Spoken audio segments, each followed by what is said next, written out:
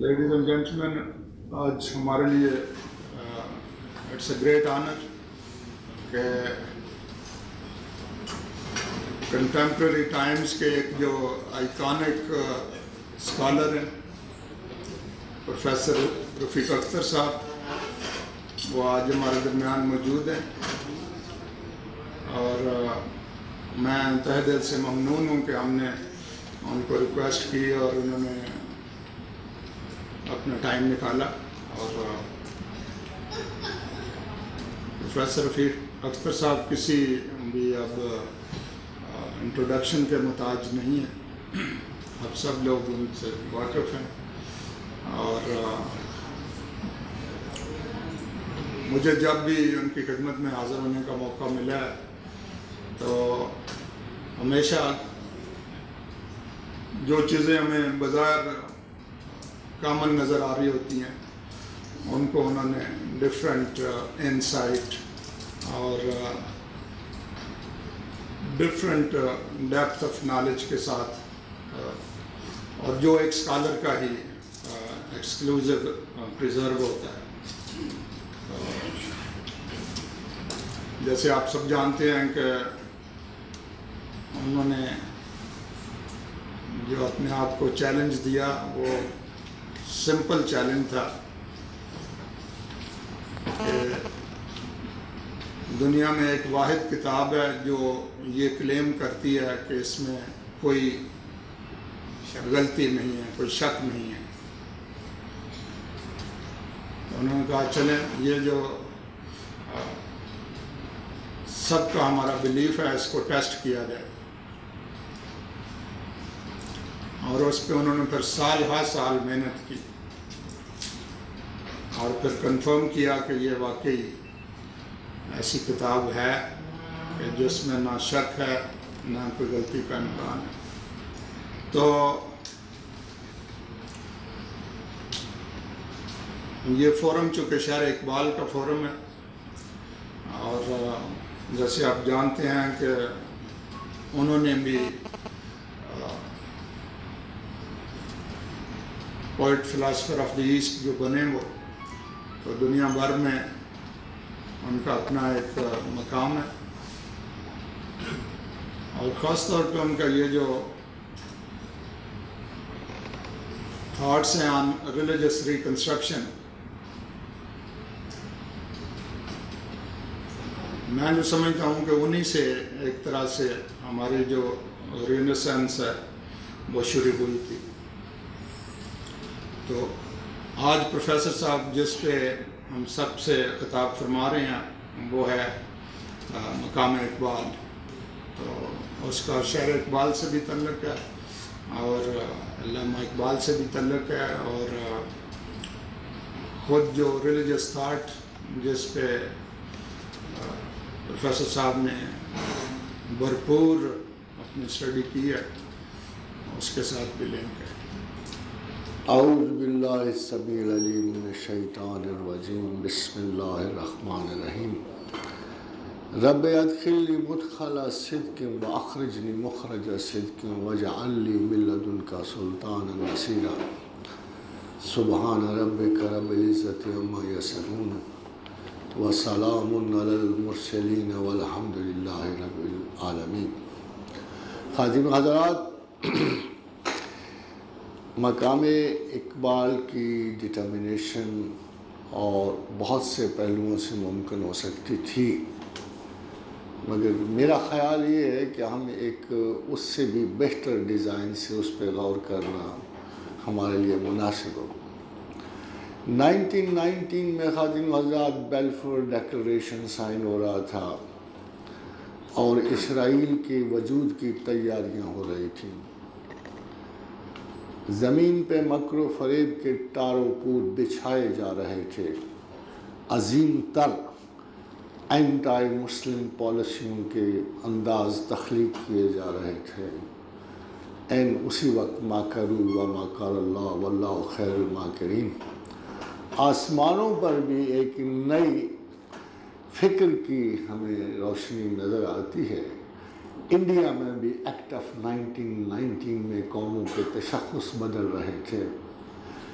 N اسی سال جہاں زہر پیدا ہو رہا تھا ایک تریاق بھی تخلیق ہو رہا تھا، وہاں ایک نئی قوم کی ابتدا ہو رہی تھی، اور ڈائرکی سے اور ایکٹ آف 1935 سے یہاں بھی ایک نئی قوم تخلیق ہو رہی تھی۔ ایسے لگتا تھا کہ سپر ڈیزائن یہ ہے کہ جہاں ایک طرف دجال اصل کی نمود ہو، فریب کاری کی نمود ہو، سیاست و تدبر میں میکیاویلی اور چانکیہ کی نمود ہو، وہاں کوئی الہیاتی منصوبہ بھی بن سکے۔ خواتین و حضرات، اس وقت ہم بر صغیر کی حالت علم و ادب دیکھتے ہیں، ایک تازہ آگہی تمام تر جو مرہون ملت مغرب تھے، ایک ایسی آگہی جس کے پیچھے ہمیں بہت زوروں سے مغرب کے تفکر کا وہ تمام زور نظر آ رہا ہے، جس میں سکیپٹسزم نظر آ رہا ہے، ریلیجس ڈاگما کی شکست نظر آ رہی ہے، جہاں انکوائری کو اس لیے نہیں ابھارا جا رہا کہ کائنات اور فطرت کے ذرائع سربستہ کو آشکار کرے، بلکہ بیسیکلی تمام بر صغیر میں انکوائری کو ایک ایسے فکشنل فورس استعمال کیا جا رہا تھا کہ جو ایک مستند ترین ڈاگما کی توڑ پھوڑ کو کامیاب کرے۔ خواتین و حضرات، اگر آپ سر سید کی رپورٹ دیکھیں، جو اسباب زوال آزادی ہند پہ بغاوت ہند پہ انگریز نے مرتب کیا، تو اس وقت جو مسلمانوں کی حالت ہم دیکھتے ہیں کہ وہ پژمردہ، اداس، شدید ترین انفیریورٹی کی شکار قوم ہے کہ جس کو نہ کوئی رہبر نصیب ہے، نہ کوئی ادب کا مقام نصیب ہے، نہ کوئی ورڈ آف گائیڈنس نصیب ہے۔ بدقسمتی سے ایک کلوزر کارڈر پر جب ریلیجن پہ ہم نظر ڈالتے ہیں تو ہمیں ہر جگہ ریلیجن اپنے آپ کو ڈیفینڈ کرتا نظر آتا ہے۔ اس میں نہ طاقت ہے، نہ جرت ہے، نہ ذہانت ہے، بلکہ چاند ایک سکولز کی ایک ایگریسو پالیسی ہے جس میں انہوں نے کبھی شاید انکوائری اور عقل کو استعمال نہیں کیا۔ لگتا ایسے ہے کہ خدا کی طرف سے اور رسول کی طرف سے اس تازہ ترین آنسلاٹ کو جو ہمارے اوپر مغرب سے آ رہا تھا، اس میں کوئی جواز جو ہے ان مدرسوں میں بیٹھے ہوئے علماء کا کوئی مقام نظر نہیں آ رہا۔ ایک کوشش ضرور ہے جس میں ہمارے چند ایک علماء نے بہت کوشش کی، کبھی لاؤڈ سپیکر کو حرام قرار دے دیا، کبھی پانچوں کو اٹھانا بٹھانا حلال کر دیا۔ لگتا یہ ہے کہ they were insisting کہ اگر ہم آپ کو قائل نہیں کر سکتے کہ ہم آپ کو مانیں گے نہیں۔ خادم حضرات، اسلام تو ایسا مذہب سرے سے ہی نہیں تھا۔ جو چیلنج قبول کرتا ہے وہ چیلنج دیتا بھی ہے، وہ انٹلیکچول لیول۔ ایسے کیسے ہو سکتا ہے خادم حضرات کہ آپ ایک بہت بڑی میٹا فزیکل ویلیو کو تلاش کر رہے ہوں، ایک معبودیاتی آئیکن کو تلاش کر رہے ہوں، خدا واحد کی تلاش میں ہم پروردگار عالم کو ڈھونڈ رہے ہیں، اور آپ کی عقل اتنی معمولی سطح کی رہ جائے کہ وہ پانچوں کی چوڑائی اور لمبائی میں پھنس کے رہ جائے، یہ کیسے ہو سکتا ہے؟ وہ اللہ جو بار بار قرآن حکیم میں کہہ رہا تھا ان شر الدواب عند اللہ الصم البکم الذین لا یعقلون، کہ بدترین جانور انسان نہیں، کہ بدترین جانور میرے نزدیک وہ ہیں جو اندھوں اور بہروں کی طرح میری آیات پہ گرتے ہیں۔ وہ کیسے خداوند کریم آپ کو پسند کر سکتا ہے جہالت میں اور اس اعتقاد میں جو برسوں سے آپ کا شریک رہا ہو، مدتوں سے آپ نے اس کو کوشچن نہ کیا ہو، صدیوں سے کسی نے اپنے میراث پدر کو سوال نہ کیا ہو، اور اسی طرح آپ تسلسل سے مسلمان چلے آ رہے ہیں جیسے کبھی عرب کے کافر۔ اور عرب کے کافروں کو اللہ مسلسل طعنہ دیتا نظر آتا ہے کہ اے اہل کفر، اگر تم غور و فکر کرتے، تم سوچتے، تو تمہیں پتہ لگ جاتا کہ میں کون ہوں اور میں تمہارا پروردگار ہوں کہ نہیں، اور تم اس بتوں کی پلیدی کے استھانوں سے بچ جاتے۔ مگر افسوس یہ ہے کہ مسلمانوں کا رویہ ان پرانے اعراب سے جدا نہیں تھا، سوچنے سمجھنے کی آرش رہی۔ اور پھر اگر کسی نے سوچا، ہر وہ فرد واحد اپنے آپ کو، یہ it's a land of religious schizophrenia, جس کو آپ بر صغیر کہتے ہیں، جس کو 2 لفظ بھی اچھے بولنے آئے گے، وہ کسی نہ کسی گروپ کا سردار بن کر، جس کو ایک ذرا سی فکری صلاحیت نصیب ہوئی، کسی کو انداز بیان نصیب ہو گیا، کسی کو خیال نصیب ہو گیا، وہی اپنی جگہ پر ایک معتبر ترین اتھارٹی بن کر کسی نہ کسی اسکول کی تعمیر کر کے امارت وقت کے لالچ میں پڑ گیا۔ ہر جگہ ہمیں اس وقت جگہ جگہ جماعتوں کے امیر نظر آتے ہیں، اور ایسے امیر جن سے بالا تر شاید خدا کی ذات کی نہیں تھی۔ خاتون و حضرات، وہ پروردگار جو مسلسل فرما رہے تھے لِيَحْلَقَ مَنْ حَلَقَ عَنْ بَيِّنَةٍ، جو ہلاک ہوا وہ دلیل سے ہلاک ہوا، وَيَحْيَى مَنْ حَيَّ عَنْ بَيِّنَةٍ، جو زندہ ہوا وہ دلیل سے زندہ ہوا۔ اتفاق کی بات یہ ہے کہ اسی کے ماننے والوں میں دلیل کا فقدان تھا۔ ایسے ماحول میں، اتنے انارکک ماحول میں، کیوٹک ماحول میں، ایسے لگتا تھا کہ جیسے اقبال نے کہا کہ دیکھیے گنبد نیلوفری رنگ بدلتا ہے کیا، کہ اس بحر کی تہ سے آخر کیا اچھلنے والا تھا۔ یہ وہ وقت تھا خاتون و حضرات کہ جب مسلمانوں کی تمام نظریں اب ریلیجس پیٹرن سے ہٹ کر کسی ایسے بندے کی تلاش میں تھے، اور ان لوگوں کی تلاش میں جو ریلیجن کو ایڈجسٹ کر سکتا جدید ترین ضروریات اور خیالات کے ساتھ۔ لوگ اس بہاؤ میں اتنے آگے آ چکے تھے، اب پرانے پیٹرن کو جانا ان کے لیے ممکن نہیں رہا تھا، and they were just looking at this passage۔ شریعت کی تعریف خاتون و حضرات یہ ہے کہ وہ کم سے کم زاد راہ جس سے منزل تک پہنچا جا سکے۔ شریعت سے اس سے زیادہ کچھ بھی نہیں۔ شریعت کی ڈیفینیشن یہ ہے کہ وہ کم سے کم زاد راہ جس سے آپ منزل تک پہنچ سکیں، اور طریقت کی ڈیفینیشن خاتون و حضرات یہ ہے کہ وہ ایک بڑا ستون جس پہ پورا خیمہ کھڑا۔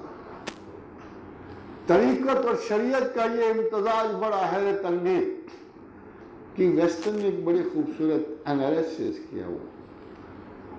اس نے کہا کہ عجیب سی بات یہ ہے کہ تمام مسلم شریعہ لا 20% is based on the Quran and 80% is based on سنت حدیث۔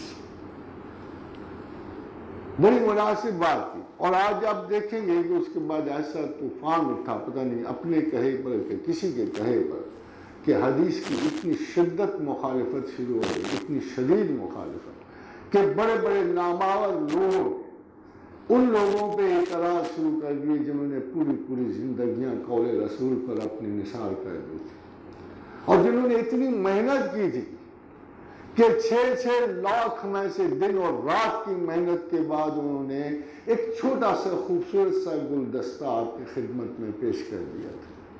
4000 6000 8000 احادیث۔ معترضین نے یک طرفہ گفتگو کر کے ان تمام ایفرٹس کا بطلان کیا۔ Why to do so؟ اگر حدیث نکل جاتی ہے، اسلام شریعہ ختم ہو جائے، تو ہمارے پاس سوائے اس کے ادھر ادھر کے گرے پڑے خیالات چننے کی سوا کیا چارہ کار رہے گا۔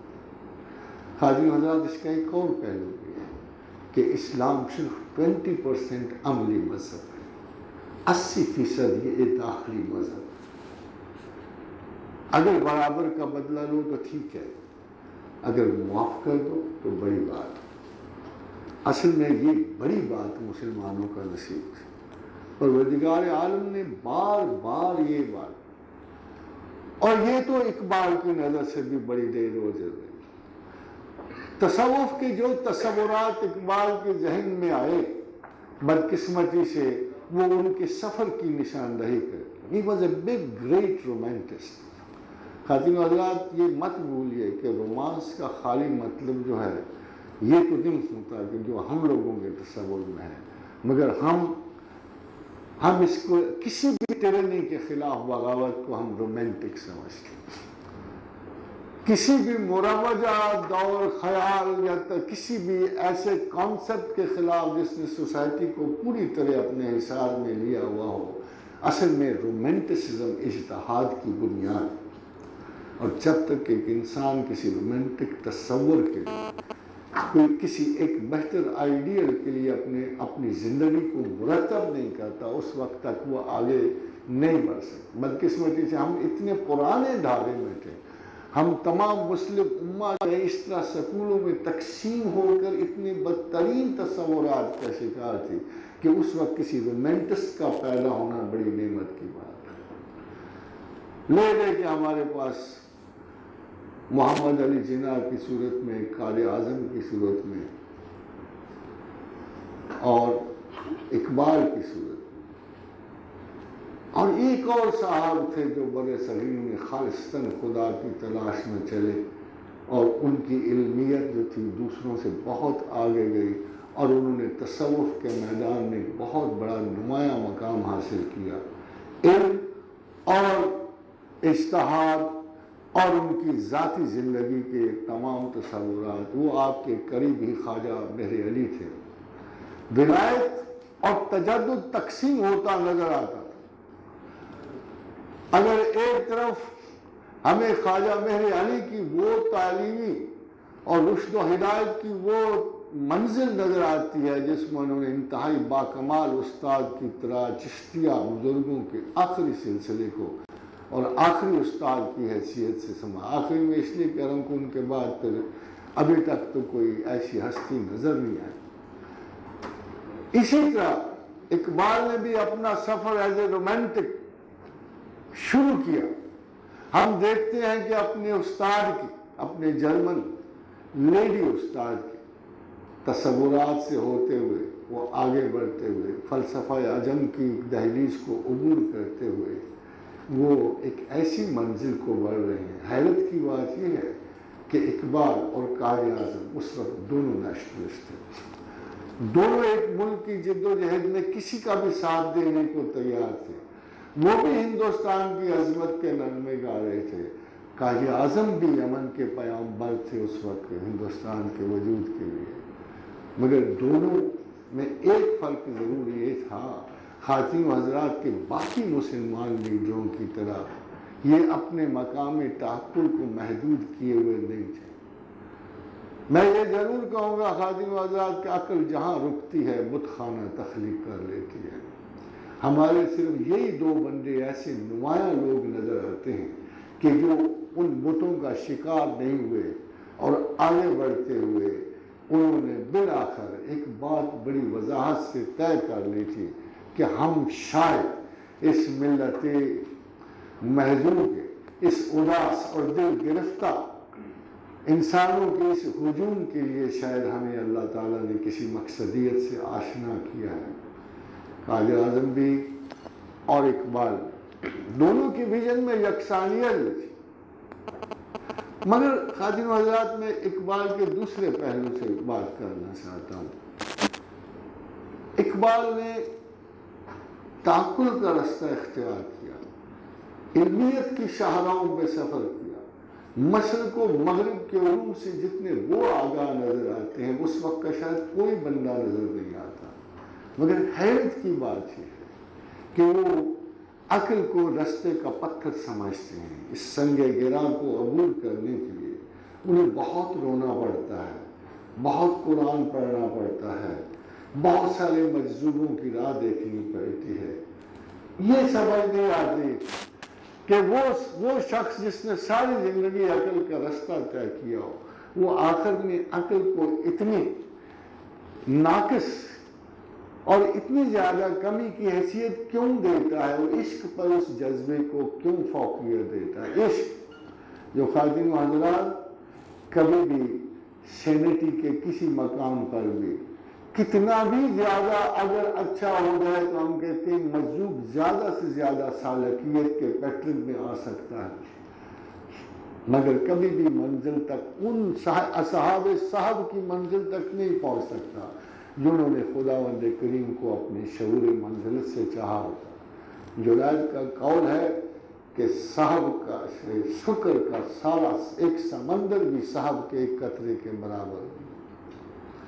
شیخ جنید کا فرق یہ پڑا خاتون و حضرات کہ جو تصوف کے کانسیپٹ اس وقت بڑے صغیر میں، یہ عجیب و میں ابھی آپ کو جو ہے نا، ہو سکتا ہے آپ میں سے کچھ لوگوں کو یہ عجیب لگے، مگر اس وقت جو رائج الوقت تصور تھا تصوف کا وہ زیادہ تر شاہ ولی اللہ سکول کا متاثر تھے، بہت سارے مسلمان اس سے متاثر تھے۔ مگر افسوس کی بات ہے کہ یہ نقش بندیہ سلسلہ اس وقت چشتیہ سلسلوں کا ایک ریئیکشن تھا، اس میں اس کا اپنے وجود کی شناخت کم تھی، حیرت انگیز ایک ویب سا کریٹ کیا گیا خدا تک رسائی کا، جو کسی بھی قیمت پر کسی بھی پرانے مڈل ایسٹ کے صوفی کا ایسا کوئی تصور نہیں تھا۔ ایسے لگتا تھا کہ ایک نیا سلسلہ ایک تصوف ہے جو اپنی ذاتی خیالات کے مطابق تخلیق کیا جا رہا ہے۔ یعنی آپ حیران ہوں گے یہ دیکھتے ہوئے کہ اس قسم کے کانسیپٹ اور ٹائٹل پورے تصوف کی دنیا میں نہیں تھے جو ہمیں شیخ مجدد کے زمانے میں نظر آتے ہیں۔ قیوم زمانہ کا تصور، اس قسم کا کوئی تصور پہلے کسی بھی وقت موجود نہیں تھا۔ شاہ ولی اللہ تعلیم و تربیت میں جہاں ایک طرف ایک سمندر ہے، ڈیٹا ہے اور اسلامی علوم پر بڑی گفتگو ہے، وہاں ایک ایکیوٹ شیزوفرینیا کا ایلیمنٹ بھی نظر آتا ہے۔ اگر آپ ان کی سطحیات کی کتاب پڑھیں تو وہ بالکل صاف یہ دعویٰ کر رہے ہیں اس کتاب میں کہ میرے علم کی وجہ سے خداوند کریم کے ہاں میں اتنا معتبر اور مقدس ہو چکا ہوں کہ مجھے گمان ہے کہ اللہ میاں اب مہدی کی ضرورت محسوس نہیں کرے گا۔ ایک دوسری جگہ وہ فرماتے ہیں کہ مجھ میں نور محمدی اور نور عیسوی کی جلوہ گری ہے، اور مجھے کہا گیا ہے کہ زمانے پہ آئندہ نسلوں کے لیے تیرا غلبہ ہوگا، اور مجھے اعلان کر دیا گیا ہے کہ میں اس وقت سے لے کر زمانہ آخر تک کا سب سے بڑا ولی بھی ہوں اور استاد ہوں۔ خاتین حضرات، اس کو اگر آپ دیوانگی بر نہیں کہہ سکتے تو یہ شکریہ اسٹیٹمنٹ بھی نہیں ہے جو باہوش و حواس جو ہے ایک کتاب سطحیات میں ان کے اپنے ہاتھوں سے لکھی ہوئی کتاب ہے جو موجود ہے۔ اتفاقاً یہ پیٹرن کوسچن نہیں ہوا، اور اس وقت کے جو ہمارے نقوش نظر آتے ہیں ہمیں زندگی میں کہ تمام بڑے علماء اسکول سے متاثر ہوتے ہوئے آگے چل رہے ہیں۔ اقبال بھی تھے، اقبال شاہ ولی اللہ محدث دہلوی کے بڑے قائل تھے، اور آگے بڑھتے ہوئے اس اسکول نے میتھڈسٹ موومنٹ شروع کی۔ اس میتھڈسٹ موومنٹ نے پھر مسلمانوں کو ایک مرکزی خیال سے ہٹا دیا، وہ توازن، وہ بیلنس جو ایک مسلمان میں نظر آتا تھا۔ مسلمان علم سے بھی نظر آتا ہے، مگر سب سے بڑھ کر علم اور کردار کی مفاہمت سے نظر آتا ہے۔ قرآن حکیم میں اللہ کہتا ہے کہ میرے نیک بندوں کے آگے آگے ایک ایسا نور چلتا ہے جو لوگوں کی نظر کو قائل کرتا ہے، جو ان کے دلوں پر اثر کرتا ہے۔ خاتون حضرات، اگر آپ موسٹلی پہلے دور کے مسلمانوں کو دیکھیں تو حیران ہے کہ مریشس میں کون سی فوج اتری ہو، سرادیپ میں کون سا سپاہی اترا ہو، انڈونیشیا میں تو ایک بھی سپاہی نہیں اترا، جو آج دنیا کے سب سے بڑی اسلامی مملکت ہے۔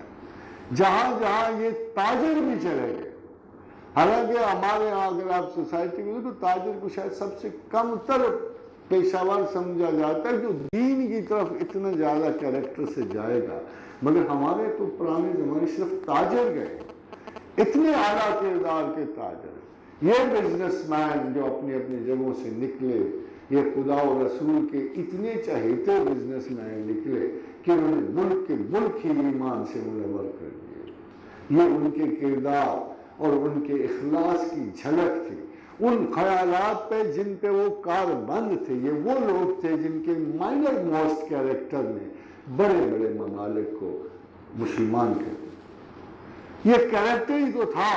اگر آپ چاہیں تو خالی مذہب کی تعلیم اسے نہیں کہہ سکتے کہ حمص کے لوگ دعا کرتے ہیں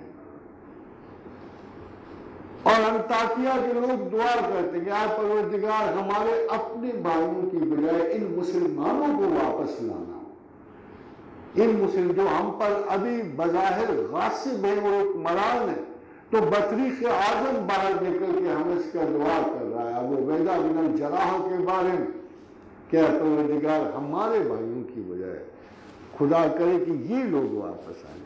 خاتون حضرات کو کردار کی کچھ جھلک تو اس میں ہوگی کہ لیپول یہ کہتا ہے کہ جب صلاح الدین ایوبی کے پاس ایک بڑھیا روتی ہوئی آئی اور اس نے کہا کہ مجھے قتل کر دے سلطان، تو اس نے کہا کیوں بھی نہیں، کیوں خیر تو ہے؟ تو اس نے کہا کہ اس لیے کہ تم نے میرے بیٹے کو قیدی بنایا ہوا ہے اور میرے پاس جزیہ دینے کے لیے اس کو کوئی پیسے نہیں۔ خاتم حضرات، تو سلطان نے کہا مگر میں نے تمام مال جو ہے یہ تمہارے بطریق اور تمہارے پادریوں کے حوالے کر دیا، میں نے ان کو اجازت دی کہ سارا کچھ لے کے چلے جائیں۔ تو اس نے کہا کہ اپنا سلطان اگر یہ اتنے ہی نیک ہوتے تو تیرے ہاتھوں شکست کیوں کھاتے؟ انہوں نے کہا ہمیں لوٹا، ہمیں بچایا تو نہیں ہے۔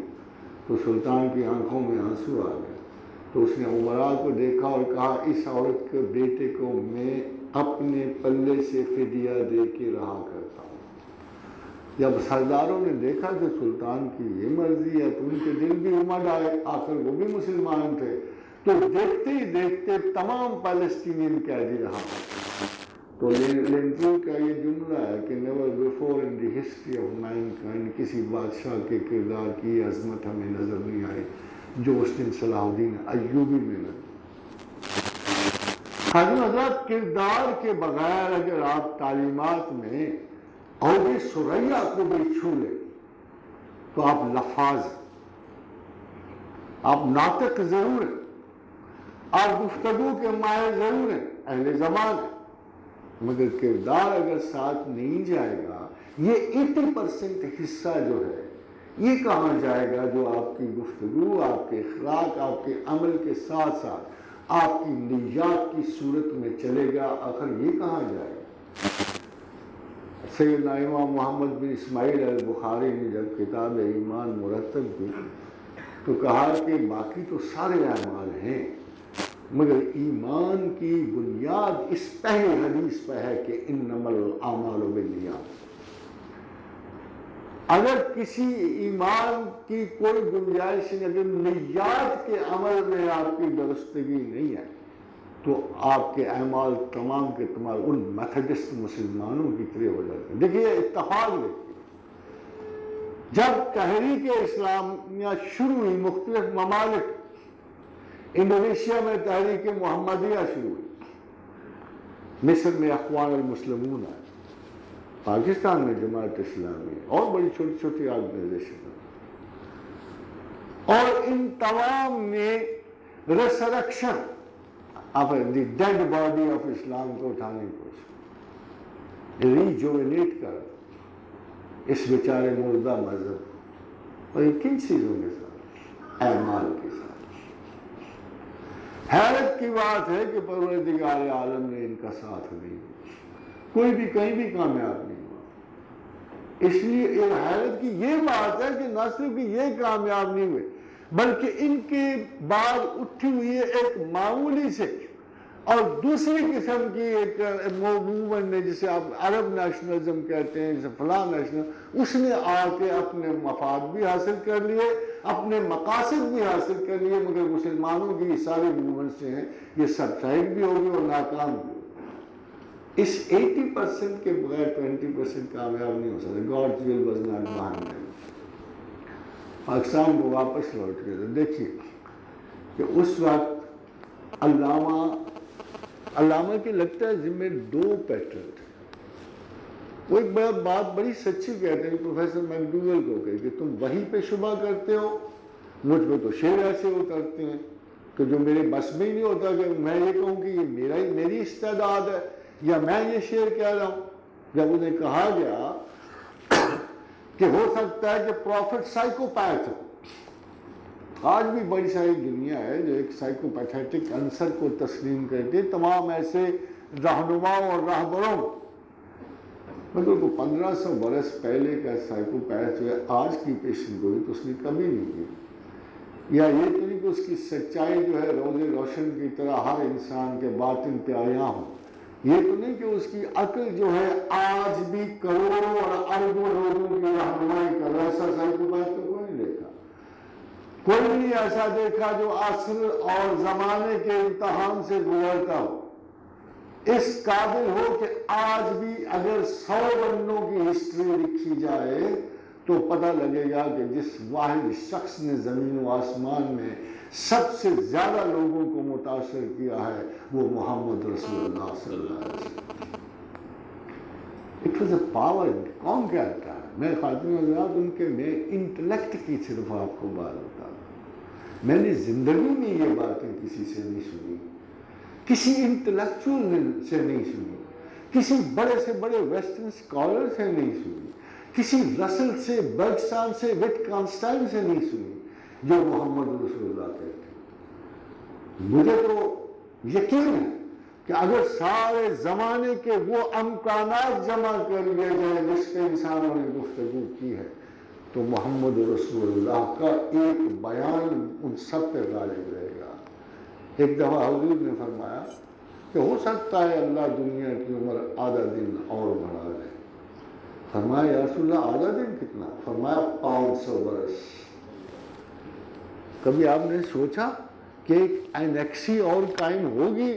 ایک 500 برس کا ہو سکتا ہے اللہ دنیا کی عمر آدھا دن اور بڑھا دے، یعنی 500 برس.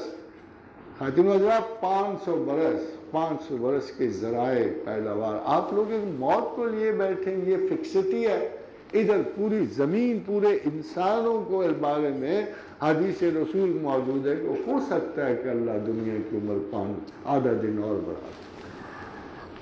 پھر فرمایا اور یہ دوسری وہ پاسبلٹی ہے جو کسی کے امکان میں نہیں آ سکتی. پھر میں ہو سکتا ہے کہ جب لوگ جنت میں داخل کر لیے جائیں تو پھر بھی جنت میں بہت جگہ بچ جائے، پھر اللہ نئے لوگ پیدا کرے گا، نئے سرے سے ان کا حساب ہوگا اور پھر انہیں داخل کیا. خاتون حضرات پتہ کیا پاسبلٹی رسول دے رہے ہیں کہ this is not the first world, this is not the last world. یہ تو ایک تواتر سے اللہ تعالیٰ کے یہاں ایک سسٹم شروع ہے زمینوں کا جہاں لوگ آتے رہیں گے، آزمائے جاتے رہیں گے، جنتوں کو جاتے رہیں گے، فیلئر کے کیس دورت کی بھی ساری کریں گے. اور یہ پتہ نہیں کتنا لامتناہی سلسلہ ہے جو کائنات کی ابدیت پر ہی مشتمل ہو سکتا ہے. مگر خاتون حضرات ایک تو بات بڑی عجیب سی رسول اللہ صلی اللہ علیہ وسلم نے فرمائی. بہت دن ہوئے میں سائنسز کے جو الٹیمیٹ اندازے ہیں کائنات کے بارے میں پڑھ رہا تھا کہ بگ بینگ کے فوراً بعد کیا ہوا. تو سبھی قریباً متفق نظر آئے کہ انلمیٹڈ ہیوج کلاؤڈز تھے آسمانوں میں، ریڈیشنل کلاؤڈز تھے جن میں ایک پانی تھا اور وہ گیسز تھی. اور یہ تو سمجھو ایک پیور سائنٹیفک نظریہ تھا اور یہ چلتا چلا اب بھی یہی موجود ہے کہ وہ صدیق جو بگ بینگ کے بعد وجود میں آئے انہوں نے کائنات کو گھیرا ہوا تھا. پھر سالیڈیفیکیشن شروع ہوئی. آپ کے یہ ستارے سیارے بننے میں اندازہ کیا جا سکتا ہے کہ وہ بادل کتنے بڑے ہوں گے جن سے اب 2 بلین گیلیکسیز کا وجود آیا، وہ کتنے بڑے ہوں گے. تو حضرت عقیل بن رزین نے پوچھا یا رسول اللہ کائنات بنانے سے پہلے خدا کہاں تھا؟ اَيْنَ كَانَ رَبُّنَا أَنْ يَخْلُقَ الْخَلَقَ، کہ اللہ تخلیق کائنات سے پہلے کہا تھا.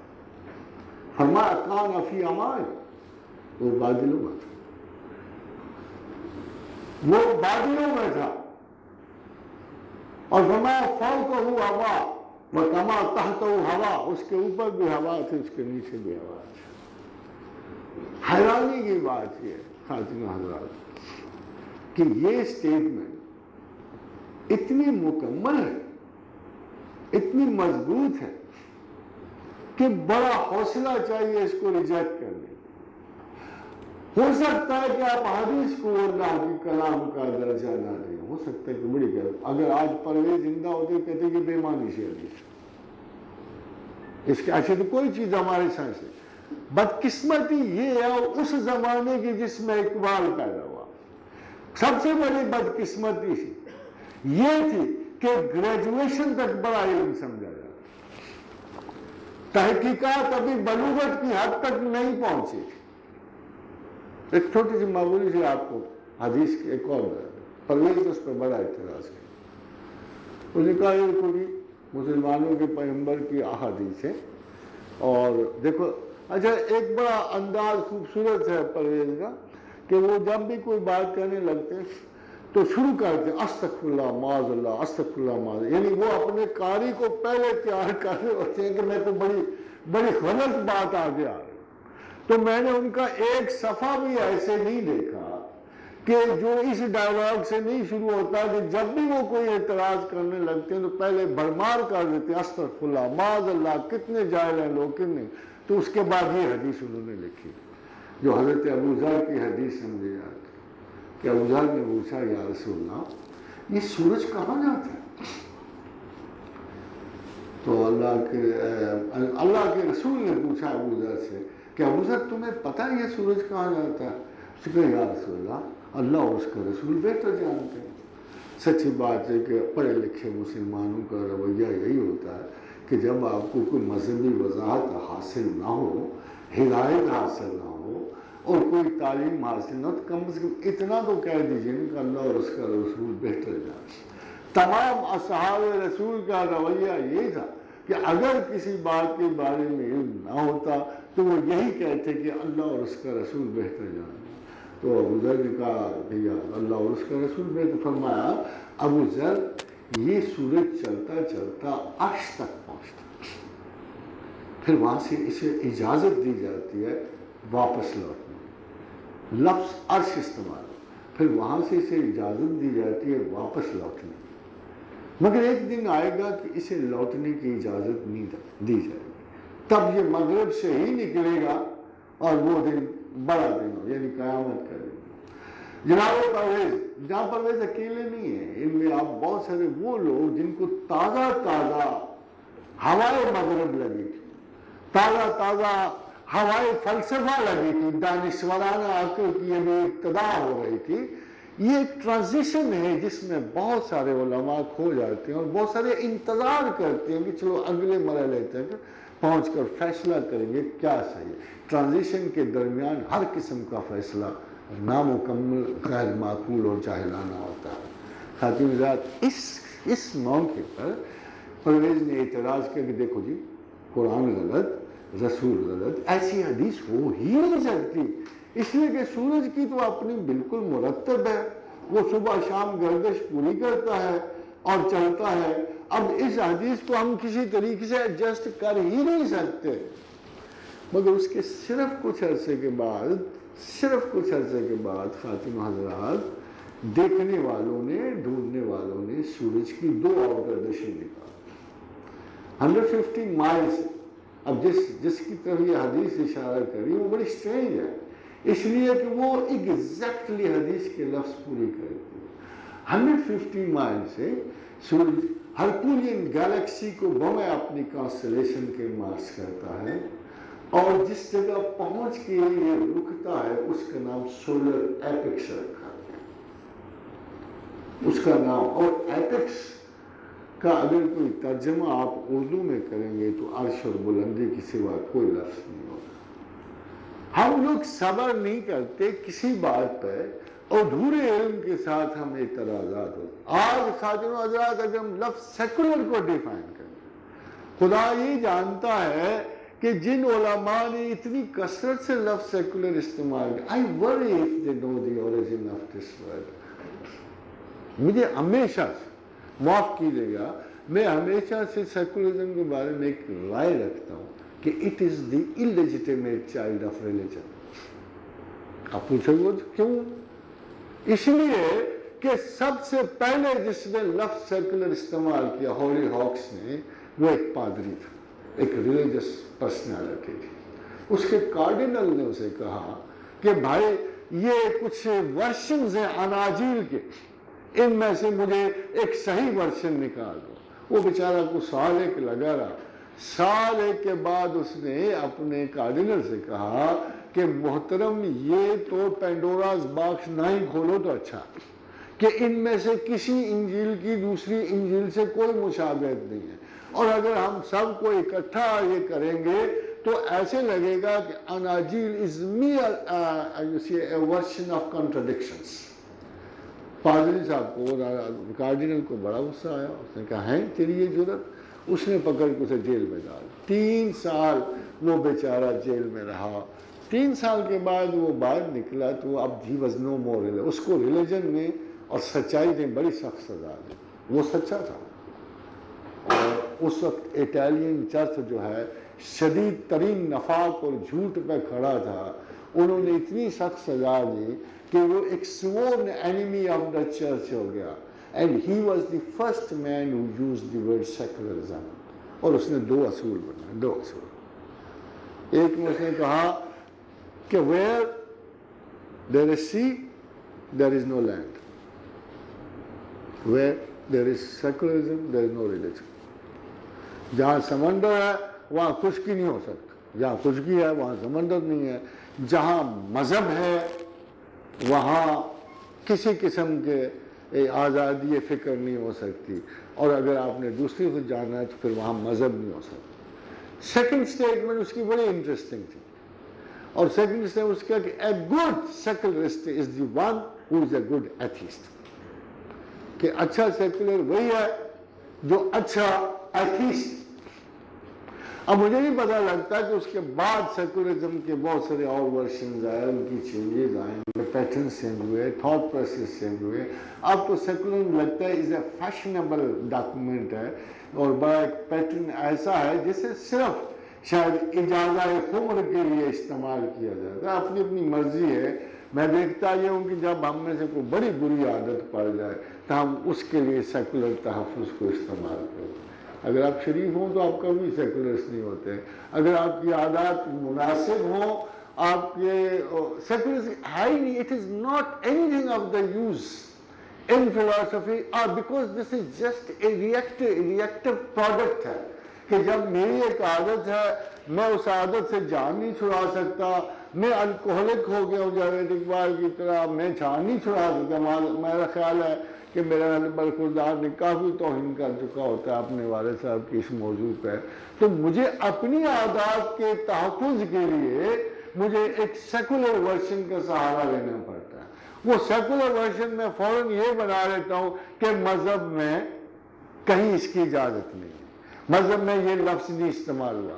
مذہب میں حرام کا لفظ ہے. خاتون حضرات آپ کو تھوڑی سی ایک بات میں مربتاً بتا دوں کہ قرآن حکیم میں جب یہ شوق آیا بہت سارے لوگوں کا, of course this can never be denied کہ Arab was basically an alcoholic society. اور اتنے بڑے بحران میں وہ اتنی بڑی سوسائٹی تھی اور جس کی ابتدا خمر سے ہوتی تھی. اس کے سبا معلقات شراب سے بھرے ہوئے. اگر وہ خانہ کعبہ پر لٹکے ہوئے آپ قصائد دیکھتے جو عرب کے معتبر ترین شعراء نے لکھی. بائی دا وے اس میں آپ کو ایک اور چیز ایڈ کر دوں کہ حسین کے لیے چونکہ کوئی ضرورت پڑی نہیں تھی اس کو, مگر ایک روایت جو یزید کے اپنے شعر میں تھی اس کو بھی دیکھ کر حسین کبھی اس کی بیعت نہیں کر سکتی. وہ اتنا واضح اقرار تھا کہ وہ اپنی شاعری میں, اور ہمارے شاعروں کی طرح وہ نہیں تھے کہ صرف فکر و عمل میں شاعری, خیال میں شاعری کرتے تھے. وہ عملاً ایک کام کر کے اس کی تشبیہ پیش کرتے تھے کہ ہم نے یہ کام یہ کیا ہے. تو جب وہ شراب و شعر میں پڑا ہوا تھا تو اس نے ایک مصرع اس کا پورے عرب میں مشہور تھا یزید کا, الا یا ایھا الساقی. یہ غور کیجیے گا, آپ کو میں اس کی اور ہسٹوریکل ریفرنس دوں گا کہ اس کا مصرع یہ تھا عدل قاسم و ناولھا الا یا ایھا الساقی. یہ اس کا مصرع تھا کہ لا اور جام لا اور شراب لا میرے ساتھ. جب حافظ شیراز بعد میں آئے تو ان کو یہ مصرع بڑا پسند آیا یزید کا. تو ان مصرع کو الٹا کے اس نے اپنے وقت کی سب سے مشہور غزل لکھی کہ الا یا ایھا, اس نے لکھا تھا عدل قاسم و ناولھا الا یا ایھا الساقی. حافظ نے کہا الا یا ایھا الساقی عدل قاسم و ناولھا کہ عشق آساں نمود اول بلے افتاد مشکل. بمائے سجادہ رنگی کن گرت پیر مغان گوید کہ سالک بے خبر نہ بود راہ و رسم منزلہ.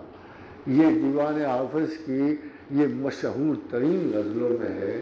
اور اس غزل کی تضمین یزید کا وہ شعر ہے جو شراب پیتے ہوئے اس نے پیش کیا. حسین بیچارے کیا کرتے آپ بتاؤ نا, جب ایک اتنا بڑے اقرار آ رہے ہوں ہر قسم کی ان حرکتوں کے, تو حسین کے پاس شہید ہونے کے سوا کوئی چارہ نہیں تھا. And that he did. تو خاتم حضرات میں آپ سے یہ کہتے ہیں ایسے مواقع میں, اب اقبال دیکھیے اس نے ایک طرف وہ بڑا عجیب سا بندہ نظر آتا ہے کہ پیور ایکیڈیمک ہے, اگریسو ڈیمونسٹریٹر ہے پریکٹیکل ویلیوز کا. عمل میں اقبال خبتی ہو چکا اس وقت, ہر جگہ فلسفہ. ہی از اگینسٹ آل پوئٹری. ایک حیرت کی بات اب, ادھر وہ حافظ شیراز کے خلاف, ادھر وہ حافظ شیراز کے شعر کوٹ کر, ادھر وہ شعراء عجم کے خلاف ہے کہ یہ تساہل اور ذلت وجود پیدا کرتی, یہ عمل سے بے نیازی پیدا کرتی. پورے تصوف کو الزام دے رہے ہیں اور ادھر حافظ کے شعر پہ تضمین لکھا. تو حافظ نے ایک شعر لکھا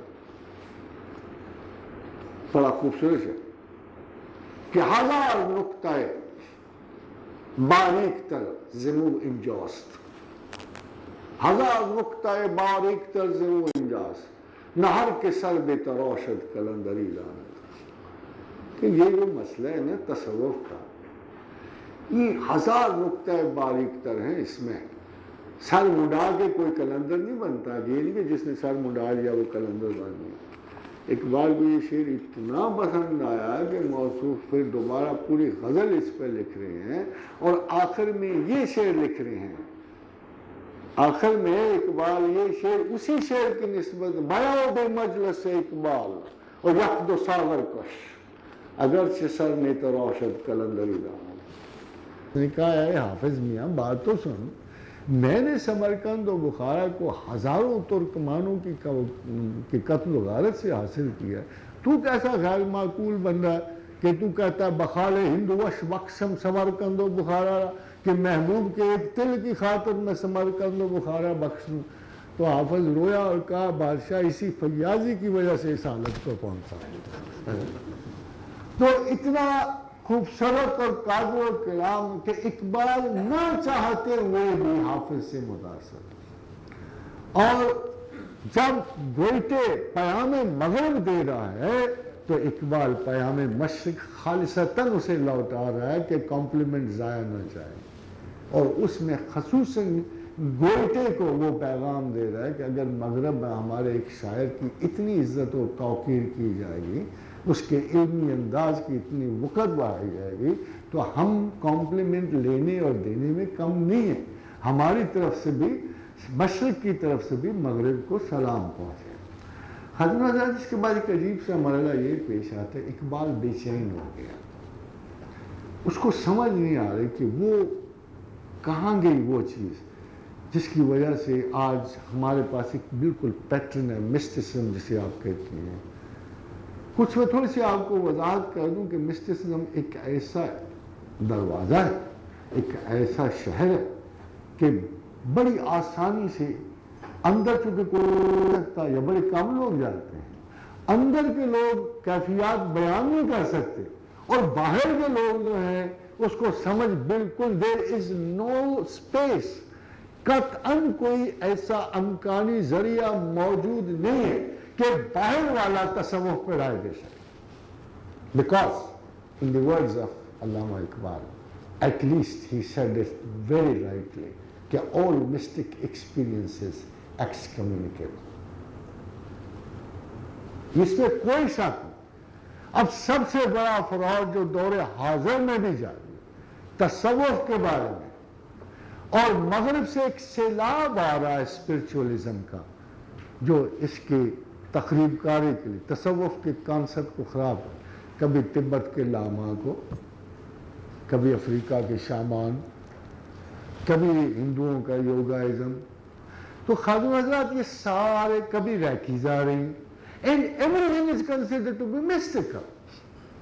حالانکہ ان کا آپس میں سرے سے نہ کوئی واسطہ ہے نہ تعلق, اور لوگ مسلسل مرتب جھوٹ بول رہے ہیں ان کیفیات کے بارے میں, اس لیے کہ ان دونوں طرفوں کے اصول بالکل جدا ہے. خاتمہ حضرات in a few words, کہ all those efforts, تمام spiritual, تمام تبت کلامہ، تمام یوگا، تمام concentration arts کا ایک اصول ہے کہ all concentration is done in favor of the self against God.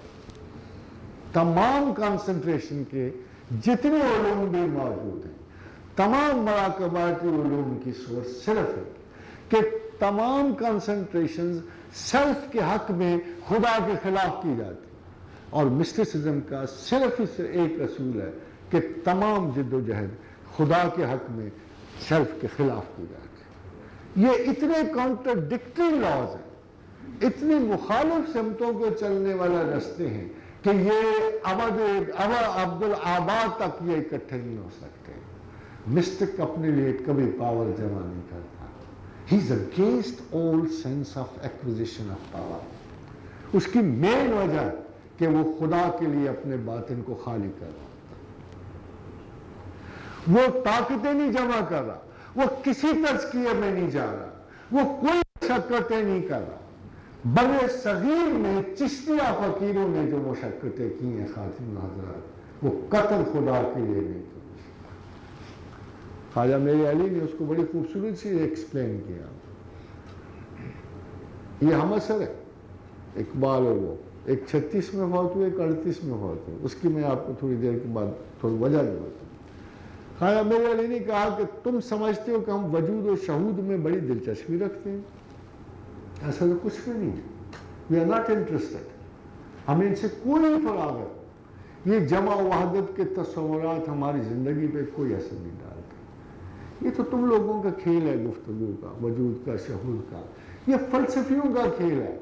مگر ہم کیوں سیکھتے ہیں کہ کل اگر کوئی ہندو آ جائے گا، اور آیا بھی تھا ایک، اور ہمیں کہے گا کہ وجود کا مطلب کیا ہے، وجود و شہود کیا ہیں، تو اگر ہم نے جواب نہ دیا تو ہم پہ لا علمی کا الزام لگ جائے گا، اور تم لوگ اس سے زیادہ متاثر ہو. یہ تمہارے ڈیفنس کے لیے ہم سیکھتے ہیں، ورنہ ہمیں ان سے کوئی مطلب.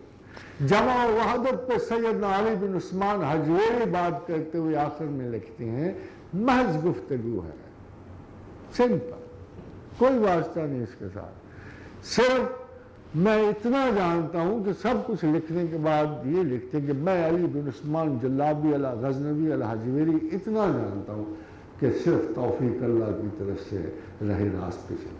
خاتون حضرات، ایک میں آپ کو بات اس کی سب سے بڑی کہ وجود و شہود، اگرچہ اقبال بھی شہودی ہے، وجودی نہیں ہے، اور شہود کا یہ فلسفہ جو ہے وہ مجدد سے لے رہے ہیں، اور مجدد اپنا یہ فلسفہ جو ہے پلیٹائنس آف ایجپٹ سے لے رہے ہیں. پلیٹائنس واقعی بہت بڑا فاضل تھا. میں تو اس کو کوئی ولی ماننے کو تیار، اگر ڈائنیسیس آف دی ایریوپیجائٹ پہ غور کریں، یا اس سے پہلے جب آپ گریس کے اس بڑے عظیم صوفی پہ غور کرتے ہیں جو سکندر کے زمانے میں تھا، تو ہمارا خیال یہ کہ زمانہ کبھی نیک لوگوں سے، بڑے لوگوں سے خالی نہیں ہوا. مگر یہاں اس شخص نے، پلیٹائنس نے، جتنا اثر جو ہے intellectual life of the world پہ ڈالا ہے، اتنا کسی اور شخص نے ڈالا. یہ فلسفہ اشراق کا بانی ہے، تھیوری آف 9 انٹیلیجنسز کا بانی ہے، اور تمام تصوف میں اس کا رسوخ آیا. جب تصوف خدا کی طلب کے سیدھے رستے سے ہٹ گئی تو آپ جدھر بھی دیکھتے ہیں تصوف کا رسوخ جو ہے شہود کے اس فلسفے سے جو آیا ہے، جو پلیٹائنس آف دی الیگزینڈریا سے آیا. خادم حضرات، یہ اشراق کا یہ فلسفہ it was partly being supported by the Quran. جیسے اللہ تعالیٰ نے اپنی مثال دی، چراغ کی طرح، چراغ کے آگے آئینہ، شیشہ، اس کے آگے نور کا پھیلاؤ. پھر جہاں جہاں نور کی کمی بیشی ہوتی رہی، وہاں مختلف، کبھی جمادات کا، رومی کا بھی یہی نظریہ ہے. چونکہ اقبال کو مختلف اطراف سے اسی فلسفے کی، اشراقیہ کی تائید مل رہی تھی، اس لیے انہوں نے شہودی اور اشراقی مسئلے کیا. But did it solve Iqbal's problem? No, not at all. بے چینی بڑھتی گئی. بے کسی کا عالم تھا، رویا کرتے تھے اور تو کچھ بھی نہیں کر سکتے تھے۔ اتفاقاً پرہیپس جو ان کی منزل فکر تھی اس کی انتہا وہی تھی جو اللہ نے کسی سے کام لینا ہوتا ہے اسی کام کے لیے اس کو تیار کیا جاتا ہے۔ اقبال کا تصور پاکستان یا تصور اسلام، اقبال اور قائد اعظم کی تائید، ان دونوں حضرات نے مل کر بالآخر یہ واحد انٹلیکچول کم ریلیجس موومنٹ تھی جو تاریخ میں بارآور ہوئی اور قائد اعظم پاکستان لینے کے قابل ہو گئی۔ There was no other reason۔ اس کے پیچھے ہمیں تائید خداوند نظر آتی ہے۔ اگر کہ 40s کے بعد ایک پیور ریلیجس تاریخ اخوان مسلمون نہیں کامیاب ہوئی، ایک پیور ریلیجس تاریخ جماعت اسلامی کی شکل میں ایبسولوٹلی ناکام رہی، ایک پیور ریلیجس تاریخ تحریک محمدیہ کے سلسلے میں ناکام رہی، ہم کسی کو کامیابی نہیں دیکھ رہے، مگر یہ وہ تاریخ ہے جو ایک مسٹک لائن پہ بھی چل رہی ہے اور حقائق دنیا پہ بھی چل رہی ہے، یہ علم والی ہے، یہ جدت والی بھی ہے، اور اس کے پیچھے ایک بہت بڑے مسلمان کا اخلاص بھی شامل ہے، اقبال کا بھی اور قائد اعظم کا بھی۔ قائد اعظم جو بھی ہو، حاکم آزاد، ہم اس کے ایک قول سے آخر کیا وجہ ہے، آخر وہ کیا وجہ ہے کہ سو کا اتنا بڑا بڑا عالم موجود، اتنا بڑا بڑا عالم موجود، مدرسے بھرے ہوئے تھے جید عالموں سے، اور کسی نام کے ساتھ شیخ العرب و عجم سے کم لفظ بھی نہیں لگتا تھا، اتنے اتنے بڑے ٹائٹلز نام آور، خطیب عمر ملت، کوئی شیخ مکہ تھا، کوئی شیخ مدینہ تھا، کوئی کیا وجہ ہے؟ کیا اللہ میاں سے غلطی ہوگی کوئی؟ میرا ان کے تقدس کی طرف خدا کی نظر ہی نہیں گئی، یعنی اتنے بزرگوں کے ہوتے ہوئے، اتنے معتبر مذہبی لوگوں کے ہوتے ہوئے، آخر ان دو کی کیا حیثیت تھی کہ اس اشتراک نے پیدا تخلیق پاکستان کیا تھا؟ آخر کیا وجہ ہو سکتی ہے؟ حاکم حضرات، وہ جو نیتوں کو دیکھنے والا ہے، وہ جو انسان کو ظاہر و باطن سے ہو الاول والآخر والظاہر والباطن وَهُوَ بِكُلِّ شَيْءٍ علیم، دھوکے سے نہیں دیکھتا، علم سے دیکھتا، اپنے آپ کو علیم کہلوانے میں اس کی تسلی۔ اللہ تعالیٰ نے تمام کائنات میں درجات انسان کیا اور درجات اشیاء ایک چیز پہ مقرر کے، ظاہری عبادت پہ نہیں کی، مشقتوں پہ نہیں کی، خاتون حضرات صرف ایک چیز پہ کیے، وَنَرْفَعُ دَرَجَاتٌ مِّن نَشَاءُ، جس کے چاہتا ہوں درجے بلند کرتا ہوں، وَفَوْقَ كُلِّ ذِي عِلْمٍ عَلِيمٍ، اور ہر علم والے کے اوپر ایک علم والا ہے۔ صاف ظاہر تھا کہ خدا کو معلوم تھا یہ تمام مذہبی لوگ جو ہیں پراپر کمٹمنٹ نہیں رکھتے سوائے اس شخص کے، یہ جو سیکولر تھا، یہ جو انڈین اتحاد کا حامی تھا، جو پیغمبر امن کا لانا چاہتا تھا، once he understood he took a step ahead، he took a step ahead، جب عقل آگے بڑھ گئی وہ بت خانہ ٹوٹ گیا، وہ امن کا، ہندوستان میں امن سے رہنے کا بت خانہ ٹوٹ گیا، ان کو پتہ لگ گیا، اس نے بڑی مشہور بات کی کہ وہ قوم کیسے اکٹھی ہو سکتی ہے جو ہمارے ہیروز ہیں ان کے ویلنز ہیں اور ان کے ہیروز ہمارے ویلنز ہیں، ان کے کھانے اور ہمارے اور لباس اور تمدن اور معاشرت میں ایک لمحہ جب ہم اکٹھے نہیں رہ سکے، نہ ہمارے وجود میں 1000 سال کے بعد، یہاں کا آپ کو لطیفۃً ایک بات بتا دوں کہ ہندوستان کی سرزمین کی ایک بڑی خاص عادت رہی، Hindu is not a minor philosopher, سب سے بڑا فلسفہ ہے ہندو کے پاس، right from the very beginning, Vedanta سے، اپنشدا سے، شاسترا سے، اگر آپ سب سے پہلے عالم کو دیکھیں، اگر آپ منو کی سمرتی دیکھیں تو لگتا ہے کہ جیسے گریکس کی میچورٹی آف مائنڈ انتہا تک پہنچ گئی ہے، ویدانتا میں منو ہمیں اسی برتری پہ نظر آتا ہے۔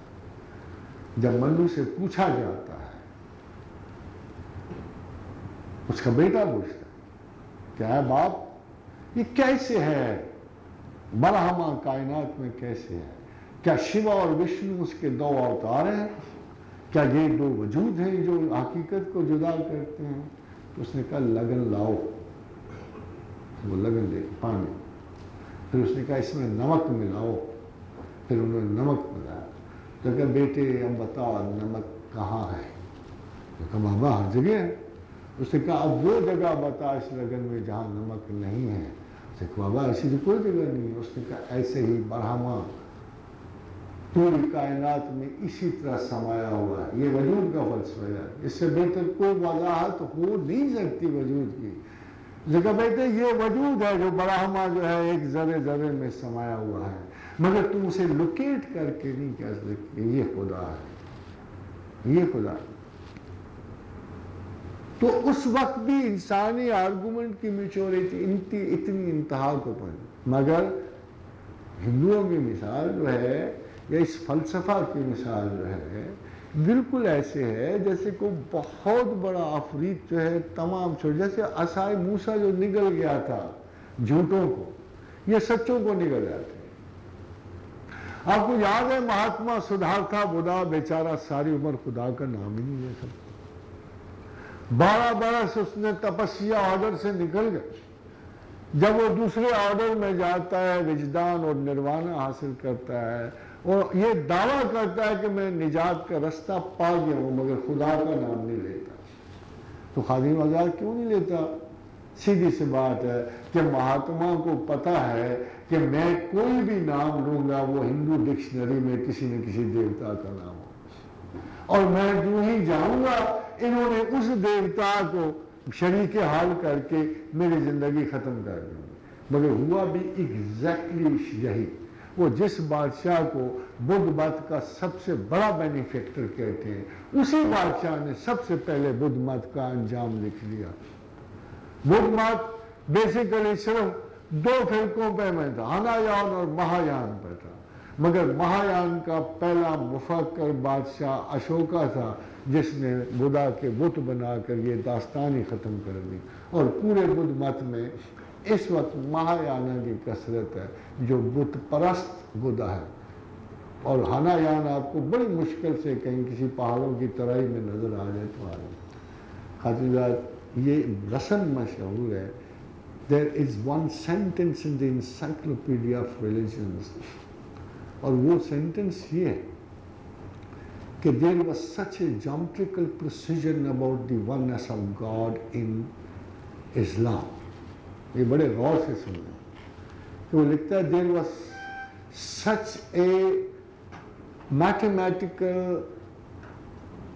precision in the concept of unity، اللہ کے مذہب، geometrical precision in Islam، وحدانیت کے بارے میں اتنا سخت تھا کہ no mythology was possible۔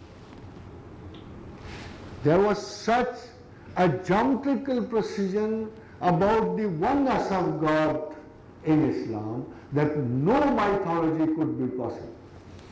ہندو مت کھا گیا، بدھ مت کو، جین مت کو کھا گیا، ہر چھوٹے چھوٹے مذہب کو، بڑا آسان تھا اس کے لیے کھانا۔ اس نے کہا میں تو انکار ہی نہیں کرتا، میں تو انکار ہی نہیں کرتا ان مذہب کا، بدھستوا وترا، جانا وترا، جو بھی مذہب آتے گئے ان کا ایک اثر قرار دے کے ان کو ہندو مت کا حصہ بنا کے انہوں نے اس مذہب کا تشخص ہی ختم کر دیا۔